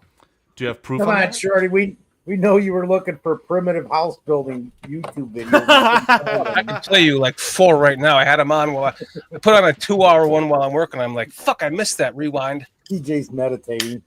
Oh, fuck CHGO. He's counting. CHGO Sports. Are you counting the holes in the ceiling tile? Actually, I was thinking about Black Eyed Peas. Where is the love, the love, the love? I was about Fergie singing it. I was about to ask the food or the band. Well, I was just gonna say, we know who sings it, man. Now just be quiet and let them sing it. I'm off my soapbox. I'm sitting back down, but I want to end this thing with, you know what? Fuck CHGO Sports. Fuck them. Fuck them up the ass. Fuck them sideways. Fuck them upside down. They're billionaires trying to make money off of the best fan base, the largest open fan. Like, we have the most podcasts on YouTube. That's why they did this. Like, dude, Lou, like, come on. Like, I have searched for podcasters to bring them on the show. I can barely find a Lions podcaster. I can barely find a Vikings or a Packers podcaster. Like, we dominate. Go get a baseball bat, drive to Detroit, and beat one of them up, and bring him back. We dominate the Bears podcasting world. We do, because our fan base is fucking ridiculous. We act like we have had 8 Hall of Fame quarterbacks in a row retire. We act like we have had 8 Hall of Fame fucking head coaches that retired in a row, and we're just like pushing a. Meanwhile, we've won fucking 4 playoff games in the last 15 years. And we're sitting here looking at our Packer fan who's like, I don't know what it means. Like, I make the playoffs every year. Like, I don't know. Like, so like, that's why we're talking about, who CHGO Sports is, Lou? I do not. So I overheard it, but I want you to go a little bit more in depth. They're a media conglomerate that started off, and they pulled a bunch of people from NBC Sports Chicago, the journalists and stuff, and then they went out and pulled one podcaster from a podcaster world who started off on a podcast with our sister podcast, the Barroom Network, and they fucking have built this up now to 30,000 subscribers, and they're just like sucking people in, and then they just go firing people on Christmas Eve last year, just ruining their goddamn life on Christmas Eve. You couldn't wait like 2 more weeks to fire everyone, you fucking assholes. And sounds like now they're like, go ahead. They're plucking more guys. They plucked these 2 asshole prick fucking cocksuckers who have a podcast that start off on the Barroom Network. And they're going to do a late night show to compete with other podcasters like us that do a late night show. It's sickening. So the way I see it is, when I started the show at the beginning, I said that there are many different types of bread in the grocery store. People are gonna like us or they're gonna hate us and everything. So what we need to do, and I say we because I love this podcast. As it says BCP, Bears Country Productions. I love this podcast. And I'm saying this now as a Packers fan. I love this podcast. I told you those Packers fans are sick. I know. Look, we're Ed Gein, Jeffrey Dahmer sick. We are sick. Ed Gein, Jeffrey, we're psycho. But what you have great here is something great. You are interacting with the chat, the live, the everything. And I know, first of all, I want to answer Cliff's question. He said the real question is, what did I do? Like, when I went to go use the bathroom, I sprayed everywhere. Like when Shorty poured on the pad, and then I stuck my toe in the sewer to flush whatever I need to with the shower head to go down. So I'm just gonna say that. Wait, did you wash your foot? Did you wash your foot? I did with soap. Okay. I did, and a loofah. I'm too big. I can't touch my knees and toes, so I got to use a loofah. But sorry, ADD. See, alcohol, ADD, terrible mixture. But this late night show, what you guys have going on right now, has been great because you guys have been live for 3 hours. So congratulations. We've gone 8 on a draft day or more, and 6 on a regular Wednesday or Friday or Thursday. Greg said Greg said my kids are in the room. Log off. Good night. I'm so sorry for my vulgarness. No, he was, dude. When you came back on, I was swearing like a truck driver. Yep. I was on a soapbox. I just got a question for you guys. Yes. Sing with me, y'all. We only got one. Now we're gonna get a copyright strike. Thank you very much for the copyright strike. You're gonna pluck that out now, Carl. I tried to cut it at 7 seconds, but someone kept fucking in my swamp, like re-adding it. I was trying to get out of it. Wasn't me. Hey, wasn't me. Hey, PJ. bullshit. PJ, that was great. That was great, PJ. What was your question, PJ? Were you about to ask him a question? I just wanted to have one question. Oh. Where's the love? Yeah, that's what she was saying. I heard it's on CHGO. It's all on CHGO. But so I knew what I was trying to say. But what you guys have here is something great.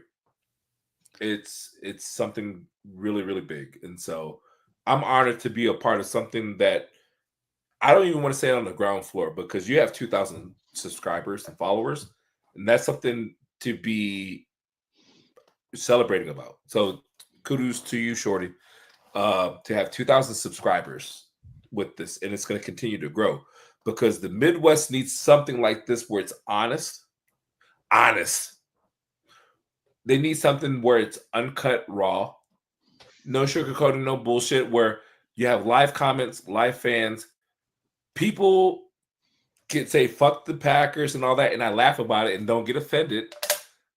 And you can say fuck the Bears, and we don't either, because now we know who you are. Everyone in the chat would be like, oh, he's a good guy. We get it. And so I saw Cliff said, Lewis, one of us. I appreciate it, man. Like, this is who I am. Like, I'm my super team. They're their super team, but we're all one. We're all love. And the way I see it is, Shorty told me, like, be yourself, man. Like, the person he saw me last week, I'm going to be myself, but we're going to talk football. We're going to talk life. We're going to have fun. And, fuck these people who just took over excuse me, I'm not even part of this, but today I am. So fuck the people who try to take over this conglomerate that's going on in Chicago. Yeah, these motherfuckers right here. I saw it. So should go after dark. Like, first off, they don't even look like Chicago fans. Yeah, one of them is kind of fat. Why don't we get him a billboard? Take it off our screen. Yeah. That fucking Phil and Shane thing just put me to. I want to strangle a baby over the fucking Phil and Shane thing. Where is the love? A baby worm. That's where the Baby analytical worm. guy goes. Hey, Coach Good, go for it right here. Go for it. Just Where a is baby the worm. love, love, Not a human baby. No. I got a person or two for you, maybe, but not a worm. It's just it infuriates me, man. That absolutely infuriates me. Yeah, that's tough because you got people who just want to they have the following. They're not true fans. They're not loyal. They're just bandwagon fans who just come in and say, "Oh, well, the Bears." And no, like they think that everything that they say is golden. So they cut their chat out. They'll kick their chat out for saying something that disagrees with them. Like, we bring it on. Like, we want you to challenge. We want you to. These are all just opinions. I mean, opinions. We're not fucking professional. We're not the coaches. Right. This is opinions. Wait, I'll be right back. I see Raging Oracle said something. I got something to answer his question for it, if you don't mind. I got something to answer his question. I'm gonna let you guys hold you got a visual, okay? Yeah. You're good at green baby cow baby. No, you started not raging. A green cow baby. Yeah, you know what, Shorty? Green cow baby. What did they say in the movie? Lighten up, Francis. That just infuriates me, you guys. I just thought it was Johns and Hogue. I didn't know that. I hate to bring it up because it's just a Reddit post, and it seems legit because I went to the TTNL YouTube page on their latest live stream, and everyone in the comments is saying congratulations, but I just can't find anything of them saying that they're joining. I'm pretty sure it's legit. You see a cow, cash cow, Green Bay Packers. I figured Holy fuck! That's like my hat. It is. What's it is the a Gorham brand? Brothers hat. It is the Gorham Brothers. Yes, sir. Yes, sir. Yes. So I just wanted to piss off Raging Oracle because he's been talking shit all night, and I wanted to just put this on because it's cash cow, and you're welcome. It is ugly, as he's saying. Yeah, it's very ugly. I'll I would never put a cow on my head. It just goes to show how sick you are as a fan. Well, if you've ever been with a big woman and ate pussy, you've already had a cow on your head. Wow. He shoots, he scores.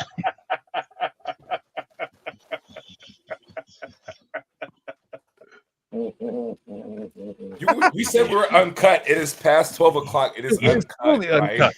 Okay, cool. Awesome. That's why PJ had your back. Awesome. He shoots, Exactly. he scores. That was beautiful. See, well, what the fuck? I know. Yes, Raging Oracle. Yes, you're welcome. That is one ugly fucking hat, though, I must say.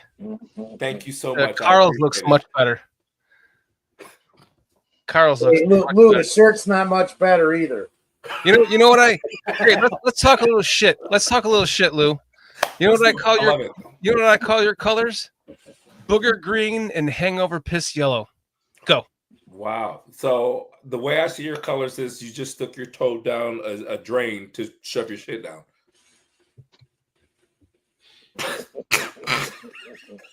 I will admit they don't quite go together.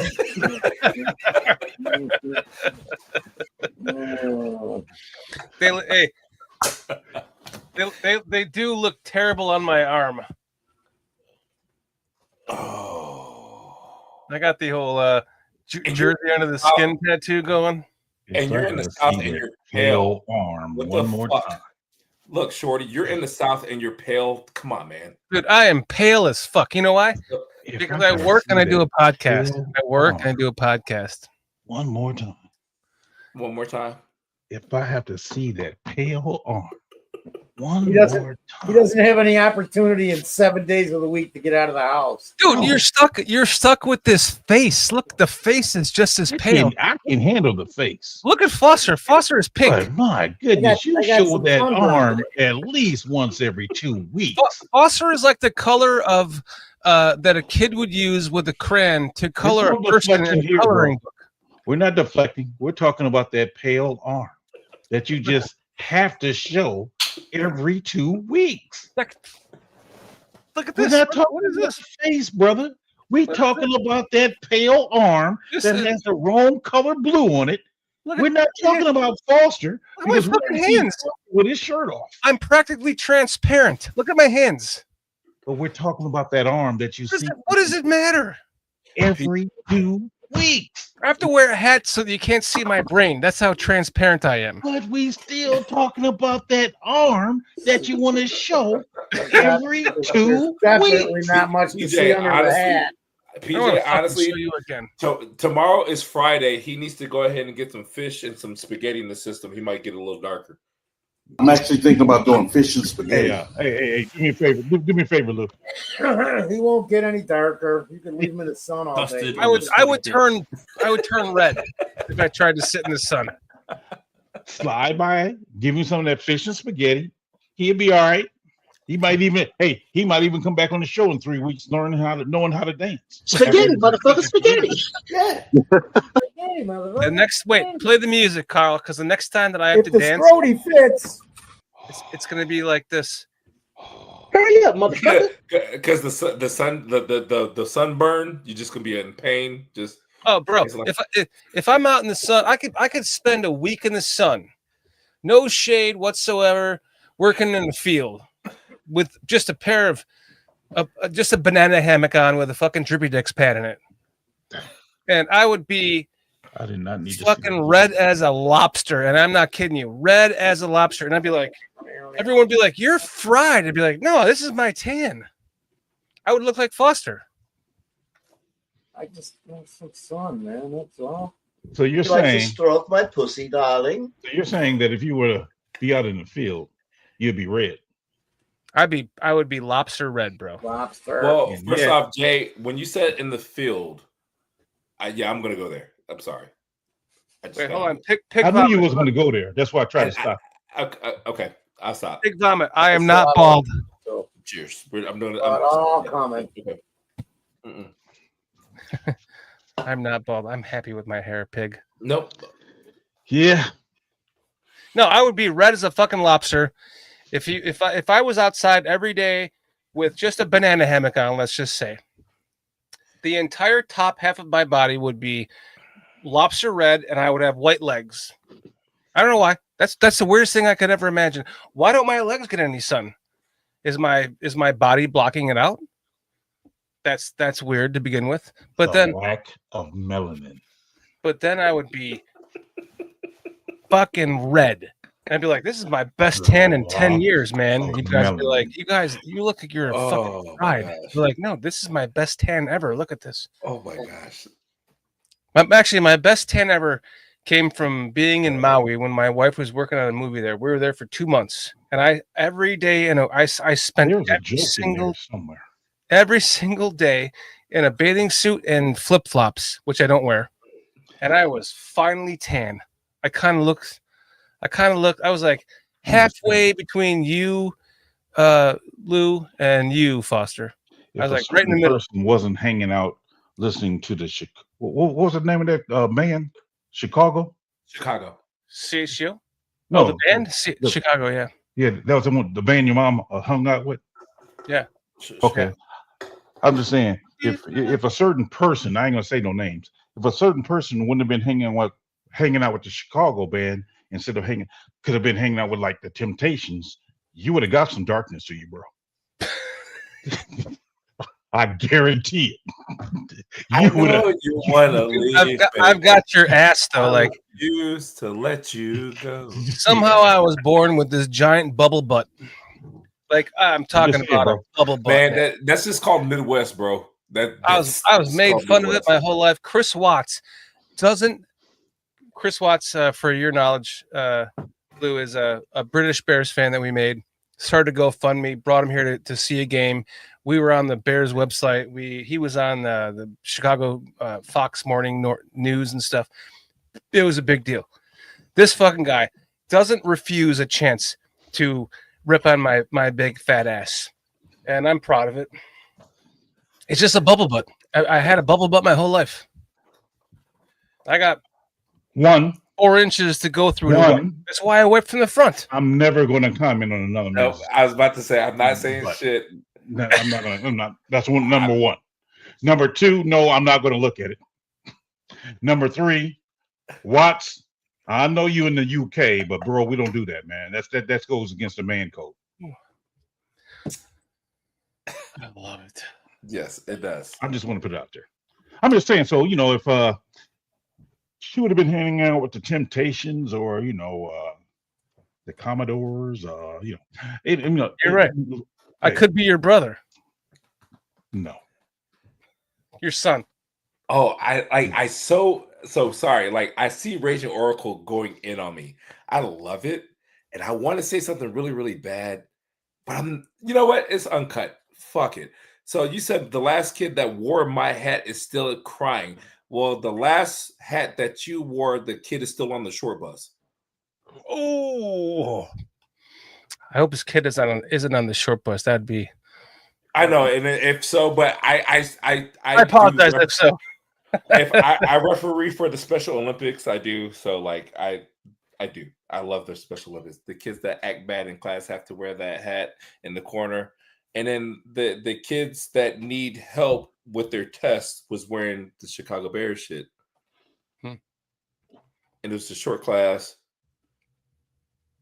We see by that hat. We see by that hat. Still one. You're going to get it from our fans here, man. And I love it. No, this is great. I love it.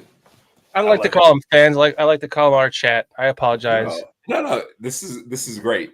I want to interact with people that I can't see because it's just one of those where it's like, hey, he's cool and all, and then I say go Pat go, and like fuck this guy, like fuck him. But it's great. I think so it's always fun when you finally convince one of them to join the show because we always put on the email, email us to join the show. Then they come on the show and you finally get to see them. You're like, dude, this is awesome to see you for the first time. Like, because you have your own image in your mind of what they might or might not look like. Then you get to see them in person, and you're like, dude, you're an awesome dude. Like, seeing you in person makes it all the difference because you're personalizing it now, and you're like falling in love with the person even more. Raging Oracle can't even think right now, but don't take the hat off because if you do, if you take the hat off, then your ass will think straight. That's it, brother. Like, I'm sorry. Like, shout out to the Special Olympics. I'm just gonna say that. Like, just thank you for allowing me to referee for you guys. It's so terrible. At least stop drinking.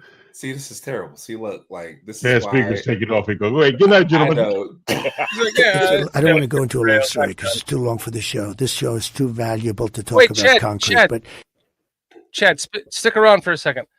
Because it's about time to end the show anyways. But I wanted to share something with you because you have gone through something similar recently. So just to end the show on a sad note, I found out that my dog has bone cancer. And I'm going to show you an image. Yeah. This is his right leg. This is his wrist where it goes down into his foot. And you can see right here, you can't see my cursor, but on the left image. So the right image is his right leg, which is healthy. And the left image is his right leg, which has bone cancer in it. So he started hopping around a little bit. And like he's like limping when he walks. And it started getting worse. So we're like, well, let's take him in. And then they tell me that my best friend of all time has 6 to 12 months to live. And he's 13 years old, going on 14. And we had some moments about this. And then, sadly enough, we're talking about amputating his leg. Because he wakes up every day happy, and his ears are just flapping up, and he's like, oh, happy to see us. And my wife worked with Sandra Bullock, who has multiple dogs who have no legs. She has 2 dogs, one that has no legs and hops around on 2 legs, his back legs. And then the other dog, she hops around on 3 legs. And although he's going on 14 years old in October, I don't know what to think about what we should do, because this is the most devastating. Listen, I know he's old. No. I know he's just a dog, right? But I don't have any children, so this is my We had this conversation last week. This is your baby and this is your child. Yeah. What does your heart tell you to do? Follow your heart and follow not your mind. What does your heart tell you to do? Well, Follow my your heart, my heart told me at first was like, let's just let this ride out. But then my heart tells me, let's cut that fucker off, and he could probably live to be 17. And my wife already bought a dog contraption where they like fit into it and it holds their body up, and it's got wheels on the back and wheels on the front, and he can either use the wheels for his back legs or use the wheel. You can like adjust it and stuff. Absolutely. I'm like, I don't know, man. So this is what I see. So Tony, first off, I see Tony May. I'm sorry for your loss on your dog. Dogs are family members. They're humans. When we're sad, happy, everything, they comfort us. They read us. You continue to keep this dog in your life, Shorty. This dog, if you have, and I don't want to say if you have to amputate it, because the dog still wants to be here. He's still happy. Still wants to be around you, wifey, everything. He still wants to be here. Give that dog the life that it's supposed to have. And that's why I asked you, what does your heart tell you to do? So if you listen to, go ahead. I'm sorry. At first it was just let this ride out. But then you see him, like, he has always been that dog that's just like follows me from room to room. He wakes up with me. I got up before my wife. He wakes up with me. He's just like out there with me, like, hey, like, his ears are like, he's got these big ears, and they just like sit up there like this, and he's like, love that. He's like so happy, and he still is that way. He has no other issues other than what's going on right now. And can he live through an amputation? I don't know if we had already like told ourselves we're not going to put him down for their annual teeth cleaning, because they would be once a year, put him anesthesia, clean their teeth, all that shit. And then the last round that we did, they both just kind of like, it took like a week to recover, because now they're 13 going on 4.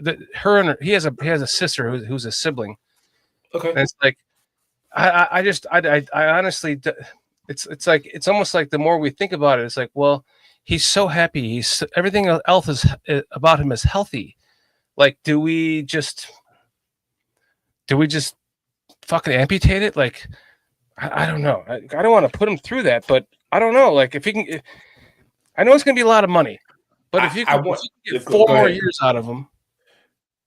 So he's in pain right now, and amputation is not going to be painful because the dog is going to be asleep. But you get to wake up happy with your best friend. Your wife is your best friend, but you have your other best friend with you in the same house to live the same life that you get to for the next 4 to 5 years. Or you could let the dog suffer and you get 1 more year with it. And you know you don't want that, because that's your road dog, pun intended. That is your road dog. That is your companion. And I know it's emotional, because I know when I lost my dog when I was in college, I cried. I couldn't even go to practice. This is your road dog. This is your companion. When times are tough, when times are hard, they stayed consistent. They were with you. And so I see people in the chat. So the people in the chat, if you lost your dog and everything, huge condolences, because they stayed consistent to the people that loved you the most. I want to say this about him. Like, every single trick, I mean, sit, stay, down, you put the milk bone on his nose, and he'll sit there for 5 minutes. You're like, okay. Then he like tries to catch it. I could put down a whole steak on the floor and just be like, sit down, stay, and he would just sit there the whole time, just looking at me straight in the eyeballs until I go, okay, gets up, eats it. So I wanted to show you this, because this is a perfect example. This is when he was 5 years old. So we were like, we have a paper delivered. We had a paper delivered to the end of our driveway every single like week. And so I thought, well, let's just try to train him to see. Let's prove out that he can learn how to get the paper on the first training session, but let's remove the training session from him and let's like wait an hour, and then tell him to go get the paper and see what he does. So we did one session of teaching him how to one session. Go get the paper. Go get the paper. Go. So he got the paper, brought it back, dropped it at my feet. So then we waited like a half an hour. We snuck the paper back. One of us snuck the paper, put it back at the end of the driveway, like redirected his attention. Then then we did this. And I want to show you this because this is the second attempt. Yeah. Go get the paper. Get the paper. Go get the paper. Go get it. Good boy. Get the paper. Go get the paper. Good boy. Good boy. Get the paper. Get it, boy. Can you hear that? You can hear that, right? Yeah, I can. Oh my gosh, that's so amazing. Bring it here. Good boy. That's awesome. Good boy. Yeah, good boy. Good boy. Oh man, that's awesome. Good boy. Oh, so, my gosh. I don't know. No, so Shorty, PJ, if you don't mind if I talk, everything that you've just said right now, you just answered your question. Yeah. And everybody in this chat has already told you what your answer to your question is. Give this dog more life because it gives you more life. That dog needs to continue to be here. But the question is, what can us as the fans for you help you out to make sure that your companion, your fur baby is still here? Because it's very important for that I call it a human. It is a dog. It is your human, your baby to still be here. It's very important. So what do we as a community, and I say we, like I'll take this Packers shit off, like as a community, to make sure this dog lives the rest of its days happy, to be able to go to Yellowstone with you, not in pain, to be able to. No, he's Yellowstone is next week, so he's going there in pain. We're gonna have to pick him up, and he can't walk up and down stairs because that mass growing in his wrist. If he keeps walking on, and there's stairs for him to use in our house, and they're not much, but enough that if that thing just snaps in half, it will literally break in half, and it will not. His leg will his foot will just do this, and he will be screaming bloody murder in pain. And then we're gonna rush to the emergency room and then have to put him down. And put him down. We so don't want it's that. like, do we just let this ride out and try to just pick him up everywhere and put him in his little sling he can walk around in, or do we just take the fucking leg and go, spend a lot of money doing that? But I'm gonna give a call to action, because you do so much for this community, and you've done so much to raise money for people overseas to have their first game in America. What can we as a community do what we can for you to keep your fur baby, your child, still here with you for the next 3-4? Exactly. That's him now, though, just to show you, like the picture and the video was, he was 5 years old in that video. So you look at him now, you're like, you can see he's a little worn out. Yeah. And so, Chad said my wife couldn't have kids, so animals are her kids. And first off, Chad, thank you for being vulnerable to say that, because my twins are IVF. My wife couldn't, my soon-to-be ex-wife could not have kids. So people have fur babies, and they show a lot of love and companion and everything to this fur baby. So I'm gonna say this as the newbie to the podcast. and I'm gonna create a call to action. You do so much for a lot of people in this group and a lot of Chicago Bears fans and everything. I want to create a call to action to create something for you. So I'm going to donate $100 to make sure your child gets better. Please don't do that. No, I'm going to do that because you're a good man. Shorty, you're a good man. You're a great man. And I met you last week. No, I met you last week. You have a great heart. And I know what your heart is. I'm donating $100. I appreciate that, man. I can't even express words for that. So No. And you know, I thank you for this opportunity to just be amongst good people. And I'm not, and then fandom, all this shit, the Packers. There's a lot of good people here, and I want to say the people, and I'm going to say this: the people in the comments, the private chats, and everything. I want to say I appreciate everybody that's been on here that has shown a lot of love to Shorty, to PJ, to Foster, and everything that they have going on, and them achieving goals for other people. And this is my first time being on this. And so I'm going to be the first person to donate $100 to keep your child here for, yeah, it's even though it's an I'm not going to say even though it's an amputation, it is an extra opportunity at life. It's not an amputation because I can't even tell you what that means. Like, you saying that is just even if it doesn't happen, you saying it will happen.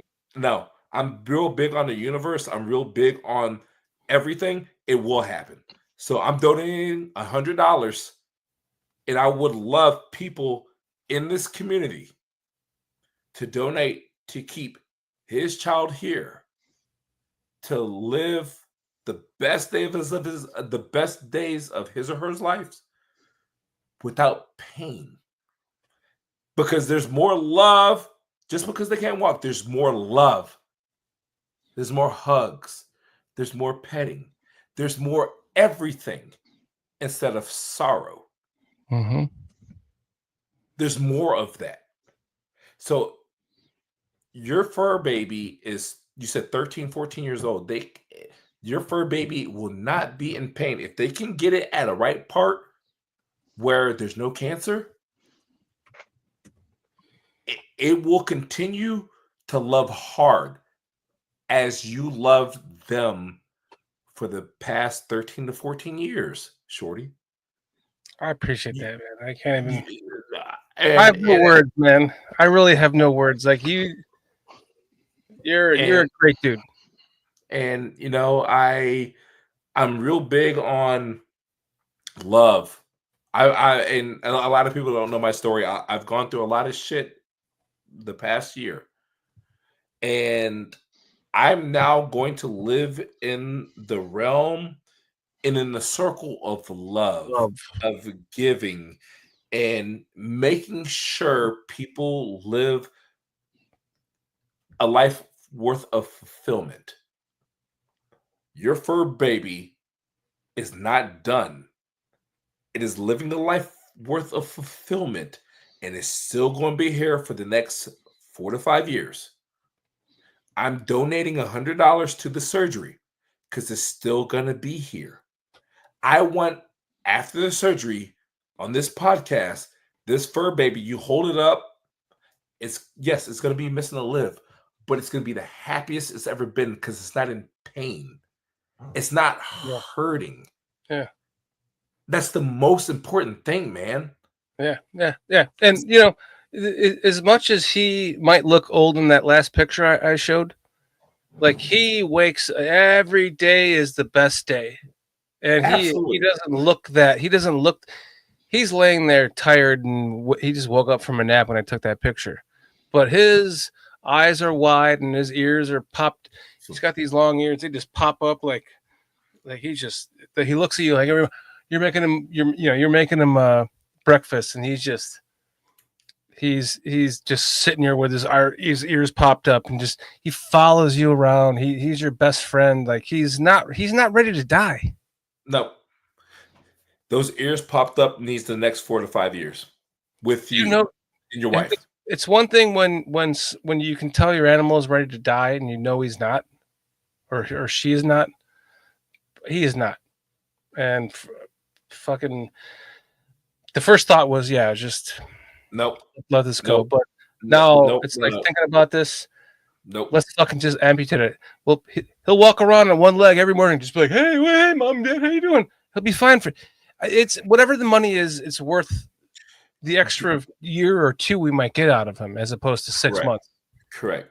And this is my call to action. Put your Venmo, Cash App, whatever. I'm sending $100 to you right now to get this started, because that dog, they're not that dog.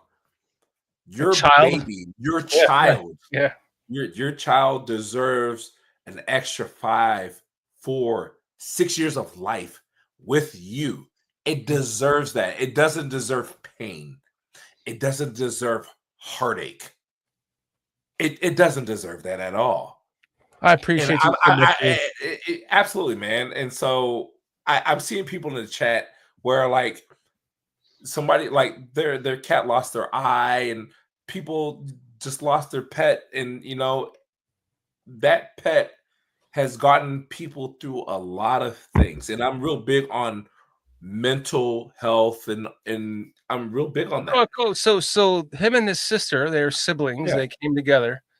My dad died in July of 2011, and it was the worst. I mean, the worst I've ever gone through. And they were born. So my dad was born on October 28th. They were born on October 27th of the day of the year that he died. They were born a day before him, the year that he died. And him and his sister took all that sorrow and heartache, and they just sucked it in, and they made us happy. They made me happy. My wife wasn't, dealing with the loss of her dad like I was, but they made me happy. And when I say my dad, I told you in the beginning, I never knew my biological. I was adopted after 9th grade by a man who raised me since 18 months old. And he finally adopted me, and he was my dad. And we had a fucking terrible relationship our whole life. But when I got older, we were best friends. And that's when he died. And it was devastating to me. And then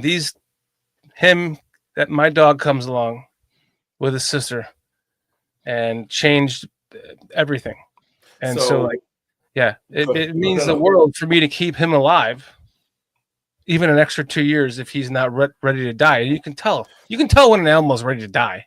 Yeah, that dog's not ready to die. And so first off, Shorty, thank you for being vulnerable to share that. Thank you, man. Thank you for being vulnerable to share that, because it's not easy to share that.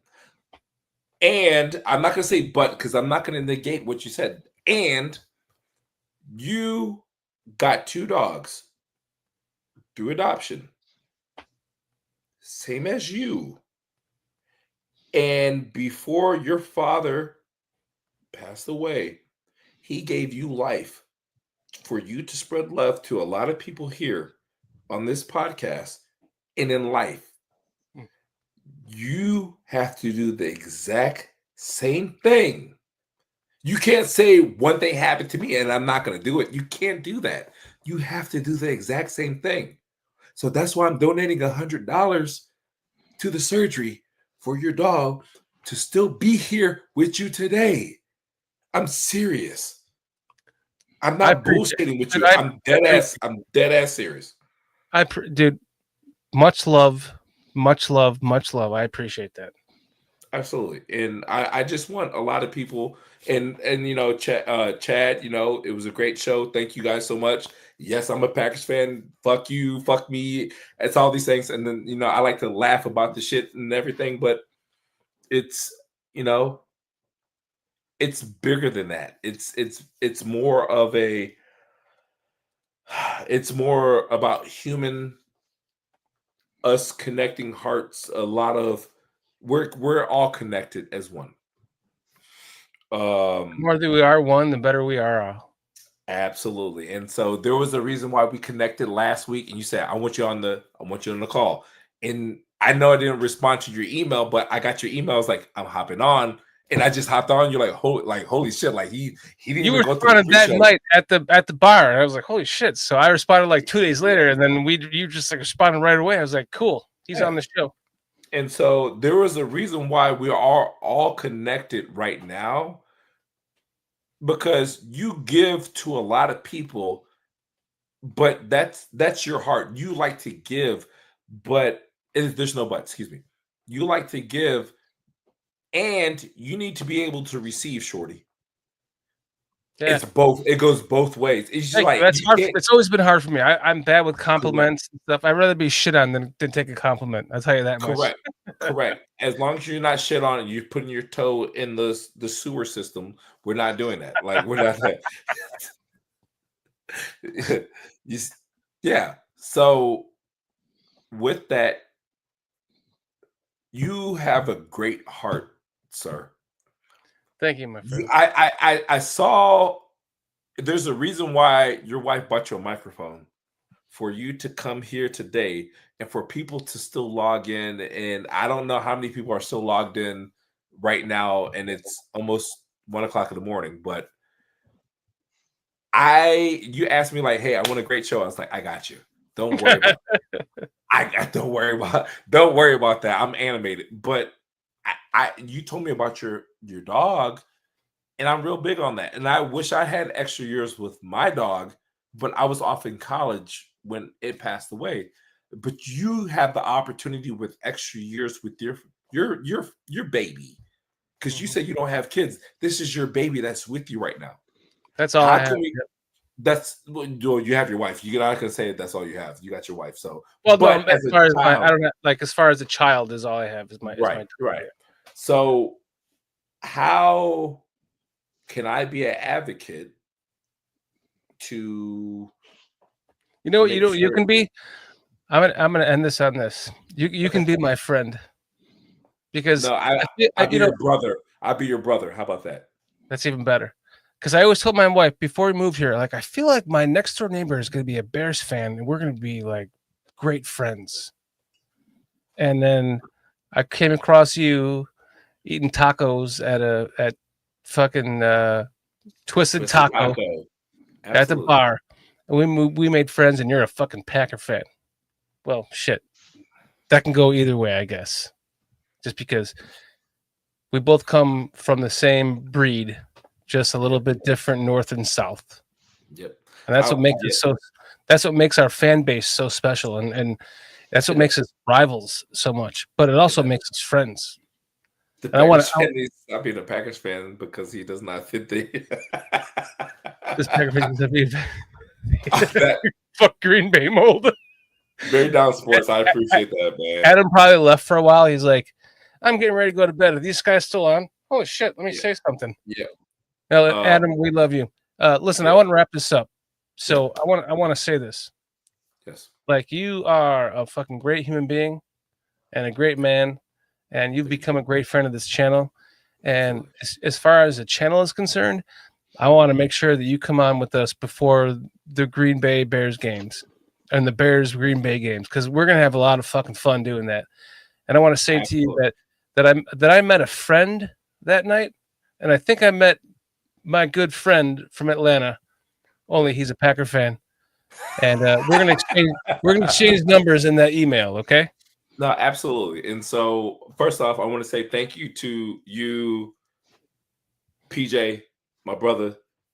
Look, you call me because there's a lot of guys that want to go pro, and I know the strength and conditioning program to get that D-line, fullback, whatever you need. You call me.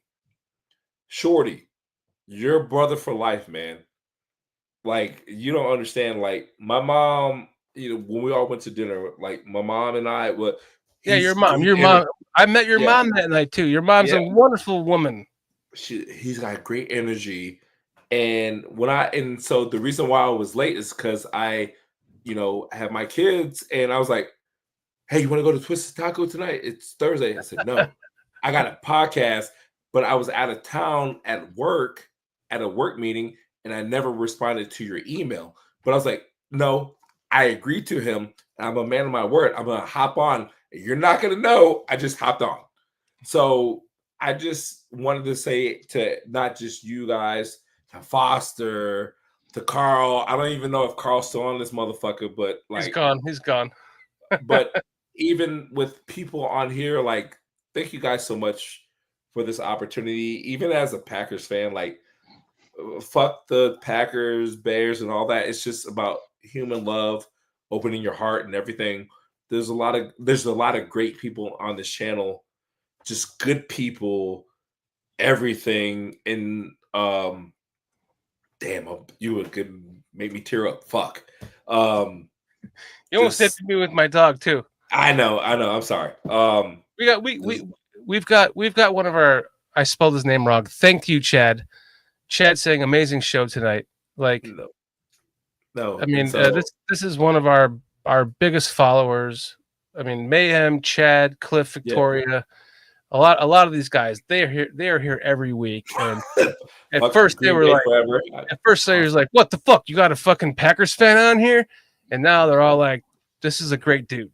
And I knew it would happen. Thank you guys. And so it's all love. I hope to be back again. You will be 100%. You already know when I'm DJing at the Falcons games, you and your wife are in the tailgate with me. Big tailgate, side by side. I'm DJing, and we know we're not Falcons fans because guess what? Michael Penix Jr. is going to shit the bed, just like Matt Ryan and just like Kirk Cousins. So it's perfect because Kirk Cousins is still a Viking. Even though he's red and black, he's still a Viking. Fuck him. It is what it is. And we're just going to DJ and have PJ love that shit because it's true. But tailgating is different down here, bro, than Chicago. It's like it's street wide. It's not like in a parking lot. It's all over the fucking streets. Look, if you guys go to all the people on the chat, if you come to Atlanta, you guys probably won't go to Atlanta, but if you were to come to Atlanta, arrive 4 hours early, 4 to 5 hours early, because they start tailgating at 7:30 and the game is at 1. Oh, they told me tailgating is not. It's not the tailgating is not in a parking lot like it is the Bears, and you're all just parked next. No, this is like all over all over around the stadium. Blocks and blocks and blocks, and like every area that you can park around the stadium is multiple tents set up, sometimes with televisions, and they're selling booze, and they're giving you barbecue. They've got DJs, like our man here. Like it's totally different and special and unique in its own way, for sure. It is. It's special and unique in this. And so I'm gonna end on this. It's special and unique in its own way, just like Bears Country Productions. Thank you, my friend. PJ, you have any parting words? It was a great show. I want to say thank you, Lou, for joining us tonight. Thank you for giving the words of encouragement to Shorty. Thank you for your kind words about his loved one who is actually going through a time. Chad and others in the chat agreed with you and understood and have similar experiences with their pets. So me personally, Shorty already know this. I'm not big on pets, and I've had pets growing up, and because of the loss of 5 pets throughout my life, that I've stopped getting pets because that's a tough loss to go through. So I stopped doing that 30 years ago. I stopped having. This is my last dog, I promise you.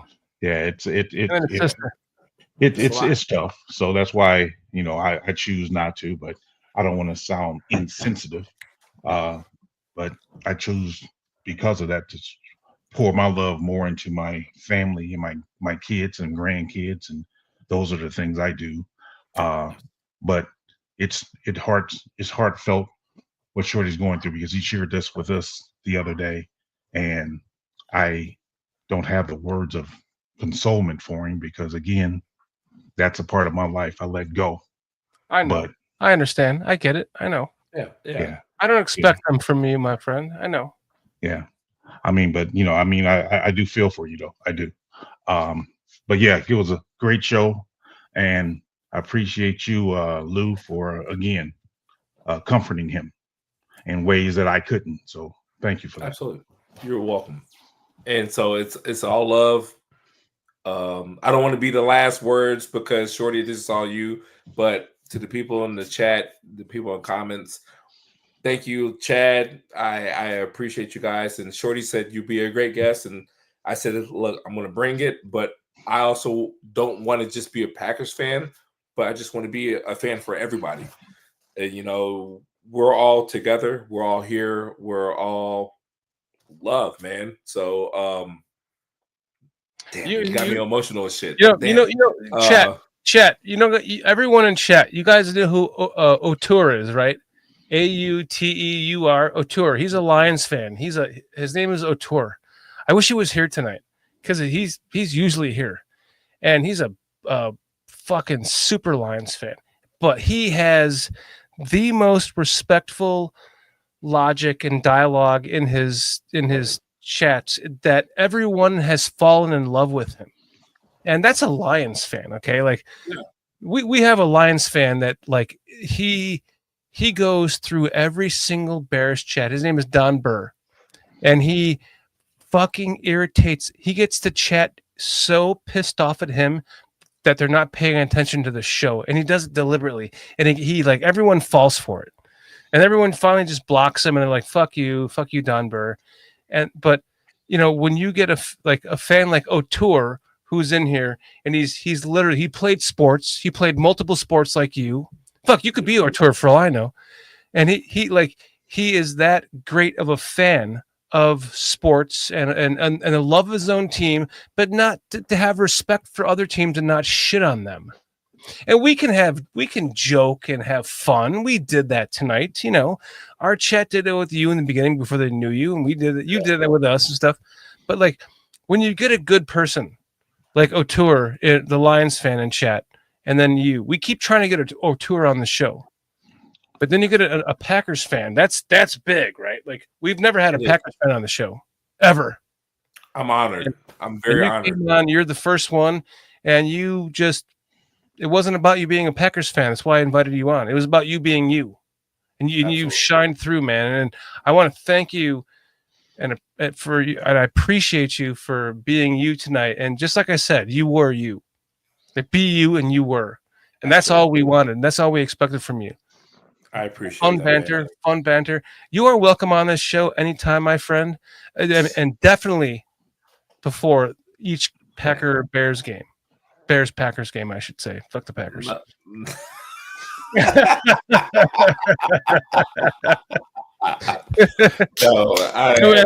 And then we can break down football in real time. Yes, yes, absolutely. And so, and then even afterwards, like, PJ and I and a couple of other guys do an all 22 review of the game.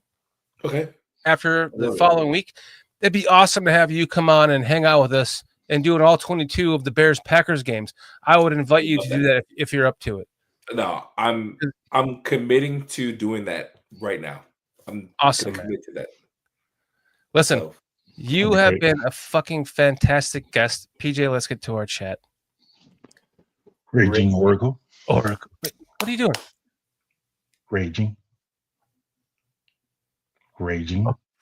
Wait, he said hat so bad. No, I'm gonna do this right now because I was sweating like a motherfucker. So just to piss off Oracle, I'm gonna bend my shit like this. That is like one. We're in the sandlot right now. Okay, like that's one ugly hat. Yeah. All right, ready, PJ? Raging. Oracle. Giovanni. Giovanni. Giorgio. What? Giovanni, thank you for joining us. Chad. Speaker. Mr. Mayhem. Linda. Foster. God, The Bear Review. What's up, Walt? By the way, Walt from the Bear Review has an extra ticket to give away for August 14th Bears training camp. Okay? We're going to give that to one of you guys in chat. And this was his idea. And Walt, I want to thank you so much for that. That is. How are you going to decide to do it? Great job, Walt. I told him that I'm not going to be here for the next 3 weeks because of vacation. So I said, I'm going to leave that up to talking to you and Foster about that. And you guys can figure out, maybe have him on the show next week or something when I'm not here or something. And he can present it however he wants to give away the ticket to one of our loyal, amazing chat members. August 14th, training camp, 1 ticket. And Walt, thank you so much. It sounds like we will be giving away 1 ticket to August 14th training camp per Walt Besky, per the Bear Review. So we'll. And for those of you who haven't, check out the Bear Review. He gives great insight, great knowledge about the Bears. I love his short videos. His videos are not nearly as long as our shows. His videos normally last about 10, maybe 15 minutes, and he gives good insight. Walt, I appreciate you, brother, man, and thank you for what you do, man. Walt, we appreciate you so much. Thank you, man. I really, the fact that you text me today about that gesture is absolutely amazing. It's super kind of you, and we appreciate that. To give that ticket away to one of our loyal, amazing chat members would be an absolute fantastic thing and a super honor. What day is that again? August what? August 14th. Let me see what my football schedule. Like, shit, I might just take that. Thank God Foster fucked off. He's like, oh, I'll go. Foster's taking a shit and wiping from the back to the front right now.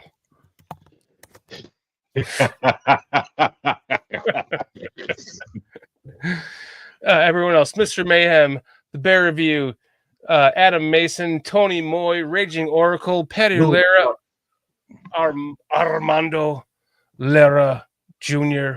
Patty L. What's Patty Lara? Tony Moy. STC. Jack Mehoff. That's a good. I love that one. Alex is my name-o. Alex is my name-o. A member, I believe. Chad Speaker is a member. Cliff Victoria is a member. We appreciate you guys. Greg. John S. Steve Rogers. Levante Rogers. Real Bears fan. No relation to Aaron Rodgers. One of them is a D. G. One of them is just a G. All right, cool. Yeah. Then there's. Man, I'm trying to go off memory here. You gotta go up. Guys in the chat. You got to go up for 3 hours to find everyone. Squeegee. Squeegee has an idea. He wants to go out on the streets and like record people. So, what do you think about the Bears' current state of affairs? Well, I think the Bears, blah blah blah. So, Squeegee, if you actually go into the games when people are walking or going in and out of the stadium, that is actually really good because you can talk about players, content, and everything, and you bring that shit back to here because you guys get first access to it. That's what I'm saying. Yeah. That's all I'm going to say. PJ. Charles Johnson. There you go. My scroller stopped working. Hold on. Illinois Jones. Oh, Ron Winarski. Ron Winarski. Pig Vomit. I always love the name Pig Vomit. Captain America. Steve Rogers. Captain America. Melon Smasher. Melon Smasher. That's a good one. I always love the name Melon Smasher in the chat comments. Jay Grizz. Grizzly Bear. Man. Thank you for joining us, Grizzly Bear. New Harbor. I know that on Saturday at work, Jason UK Bears is going to be watching or listening to this in the audio stream while he works. So what's up, J2K? Right. What's To up, the UK? Jason UK Bears? Yeah, UK. What's up? What's up, Chris Watts? Our buddy Chris Watts. I know you're listening to this tomorrow. Bob Swede. Bob Swede. I love it. That's a lot of names. It's a lot of Linda Foster. All right. I think we're done. Guys, we do want to say thank you to each and every one of you for joining us tonight. Again, thank you to Lou for joining us as our guest. Shorty, you know how I feel about you, bro. You're my guy, man. You know that. PJ, you know how I feel about you, my friend. I do, man. I do. You're my guy. Lou, you're my new guy too. I love you guys, man. I appreciate the opportunity, bro. Love and appreciate you, and want to thank you for being so bold to come out here and fucking talk football on a Bears podcast. That means a lot. That shows your character, and I really appreciate that. Thank you. You're so welcome, man, and I'll do many more with you guys. Absolutely. Absolutely. After this, I'm going to send you my number in email, and let's hook up. Let's do it. PJ, you call me. You got some young youth that need to make it to the NFL. We got it. I got it. I got you, man. You know what? We do have a couple of ex-NFL players on the roster too. I mean, on the coaching staff. Coaching staff. Yeah, yeah. We try to we don't like to announce them in our public atmosphere, but we do tell our private members who subscribe who pay for a membership. They know who they are, but they are former NFL defensive linemen, and you would know who they are without a doubt. First round picks. Yep, I believe it, and so I believe in your vision, PJ. Shorty, I believe in your vision. There's people in this chat. They believe in your vision. We're gonna get more. And I keep saying we. I'm just a newbie, but I believe in everything that you guys both have, and I just want to be a part of it.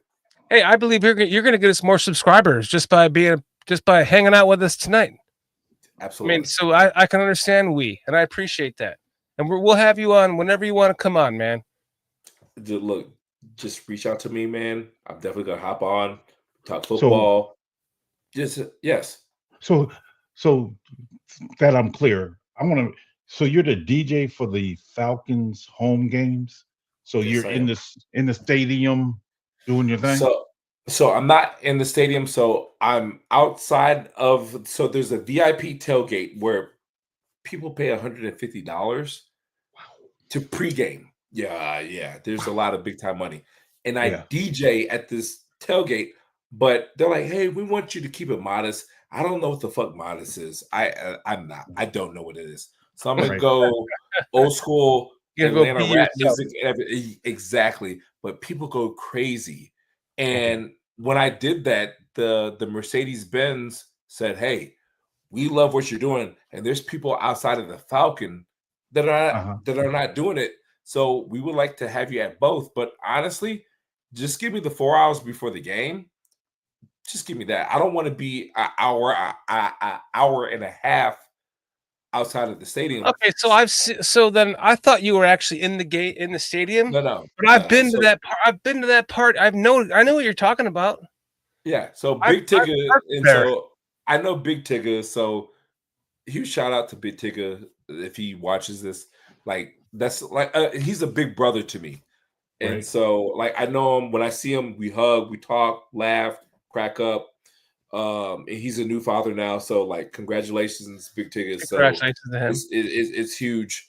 But for me, sometimes you have to, especially in Atlanta, especially in a big music market, you have to make your way. And there's a lot of people who've actually helped me get to there. And so it's I'm grateful for that opportunity. It's totally different than Chicago, where you just have Soldier Field surrounded by parks and correct. Yeah, and Michigan Avenue. Like Atlanta, where the Mercedes-Benz Stadium is, it's like there's like burbs all around the whole place, and there's just parking lots and tents up everywhere and shit going. And there's like a party every block. It's totally different. It's unique and it's admirable. I'll admit, like I felt like the first couple of times I was down there, I felt kind of overwhelmed by that, but or intimidated by that, I should say. But then I go down there a few more times, and I'm like, this is it's awesome. It's a party. You go there. It is. Yeah, it is.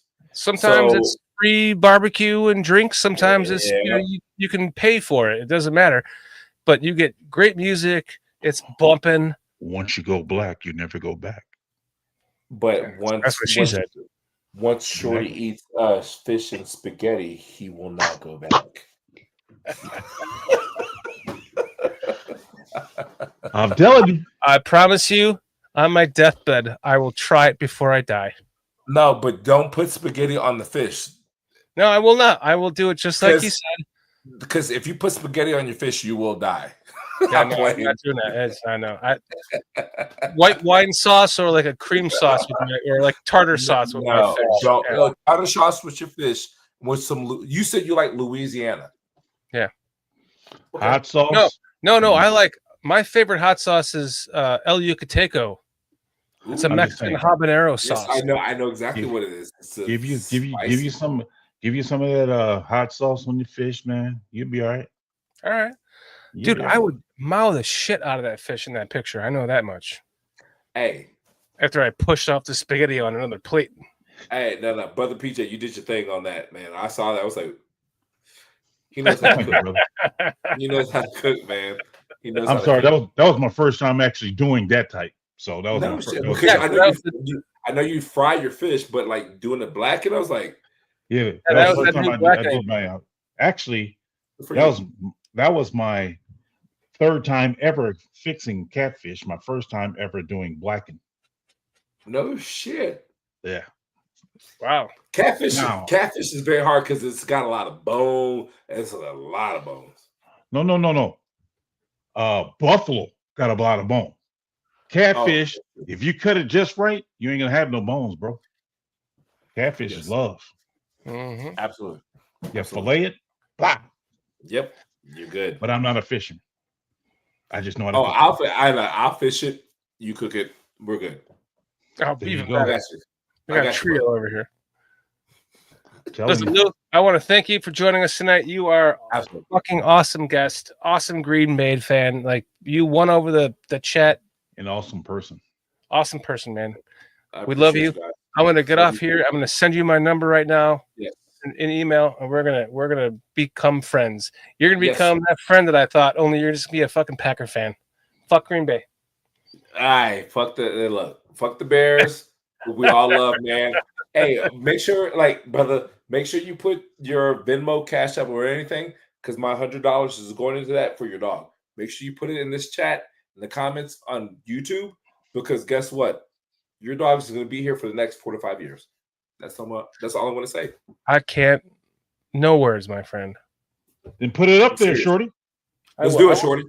I'll give that to you. Let's go. But you want it in the description of the channel? Yes, absolutely. Absolutely. All I love Raging Oracle. I want to meet Raging Oracle in person. So do we. We've been dying for him to get on the show. Raging Oracle, I love you, man. So there's Raging Oracle, cow tipping time in Green Bay. Well, I mean, there's a lot. Well, I'm gonna be nice. I'm not. There's a lot of big women that you're cow tipping right now, sir. It's not just in Green Bay. It's definitely where you're at right now, and I'm pretty sure you're just blaming it on Green Bay. So don't blame us. You're cow tipping right now too, sir. Because guess what? There are fat babies everywhere. Hey, he said more loving for the hugging. I said more cushion for the pushing. God damn it, let's go. I love it, man. But I'm gonna keep my thought to myself. I'm sorry. What was that? Animal I House? almost said it. I almost said it, but I'm keeping it to myself. House. Is that Animal House? It is Animal House, but I'm not going to be the last word. But thank you guys so much for the opportunity. Look, Shorty, PJ, Foster, Carl, the people in the chat. I love you guys. Thank you guys so much for this opportunity. I hope to be around again next year. Like, not saying next year, like in the next few weeks, because football season's coming in.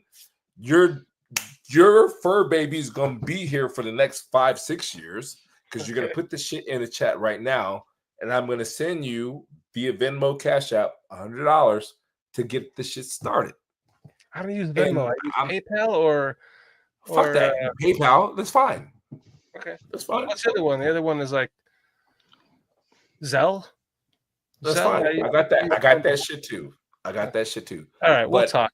We'll talk. It's a lot of love, man. But thank you all so much for all the love. I can't. No words can express that. I really cannot tell you how much I appreciate that. Absolutely. Listen, you're a great man. You're a great friend of the show now. A great friend of mine too. And love and appreciate you, man. Thank you for joining us, Peach, Foster, Carl. We miss you guys. Thank you guys for Carl. You could have done better tonight. I'll be honest. Foster, we love you. Hope you're okay on the toilet. You didn't die like Elvis. And we'll talk to you. Hopefully, Foster didn't put his toe in the sewer system. Exactly. Yeah. Yeah. Listen, I will not be here for the next 3 weeks. We're driving to Yellowstone and back, which is not a vacation, because I need a fucking vacation from that. Yes. But that's going to be, it should be fun for us. I will not see you in the next 3 weeks. So PJ, Foster, Carl, perhaps Adam Mason will be running the show. Adam Mason will be maybe a guest here or there. So you're saying that you're going for 3 weeks to Grand Canyon. Yellowstone. Yellowstone, but it's not a vacation? Because I'm pulling a camper. Yeah, he's driving. That shit's crazy. I have to drive 8 hours for a day. Right, first off, it starts with my friend from when we were 8 years old. He's getting married again. I haven't seen him in 30 years. I like how you said again. He got divorced. He had a crazy wife, and he's getting married again. So he sent me an invite. I'm like, I can't miss that. So we're going to Oklahoma. We're camping there. We're driving from Atlanta to Oklahoma. We're camping there for 3 days. We're going to his wedding. Then from there, we're going fucking up through Colorado and everything, and we're going up to Yellowstone. And we're not driving more than we're 8 hours a day. Then stop at it. Wow, man. My wife has. What state is Yellowstone in? Montana. No, yeah, Montana. Yeah. Okay. All right. Yeah. It's above Colorado. So then we're not driving 24. We're gonna drive 8 hours. We're part of the KOA campground, so we're gonna stop at a KOA, park, check in, park, eat dinner, go to sleep, get up in the morning, drive again for 8 hours, and we're gonna do this until we get there. Jeez. Then we're gonna be at Yellowstone, and we're gonna do that for however many days. She has it all mapped out. My wife did all this, not me. Then from there, we're going to drive from there to Deadwood, North Dakota. Deadwood. Because of the TV show. I love the TV show. The TV show? Fucking love that TV show. I could watch that right now. Yes. I mean, it's timeless. So we're going to go there.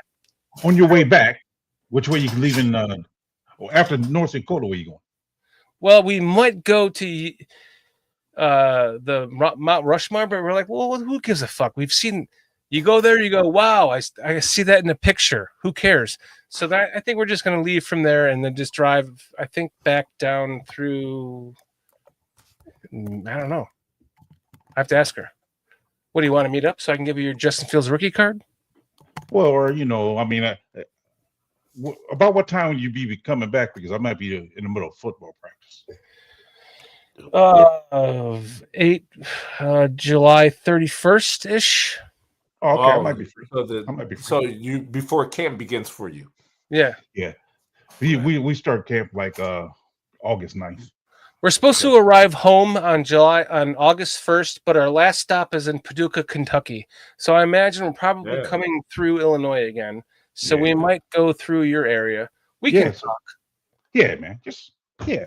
Hey, yeah, I got you. Not that I have any campgrounds around me, because brother man don't go in the woods. So I'm just saying. No, I see too many Friday the 13th and Jason movies, bro. No, brother man don't go in the woods. The black person always die first. I know what you're doing. There you go. That's what I'm saying. Like, no.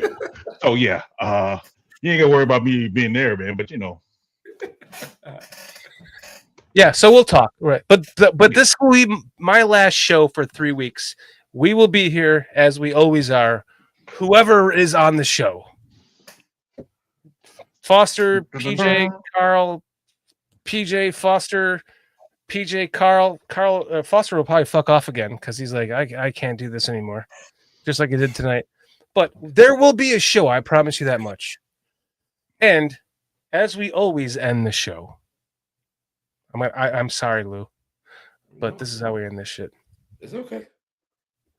I get it. On a 1, on a 2, on a tree. Bears.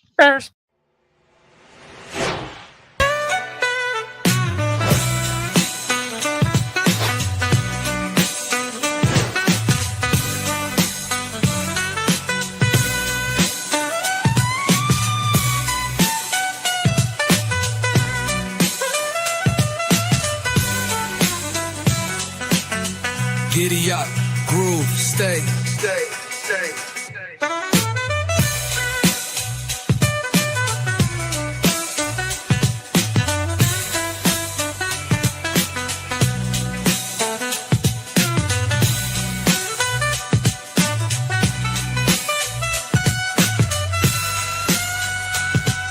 You down with BCP?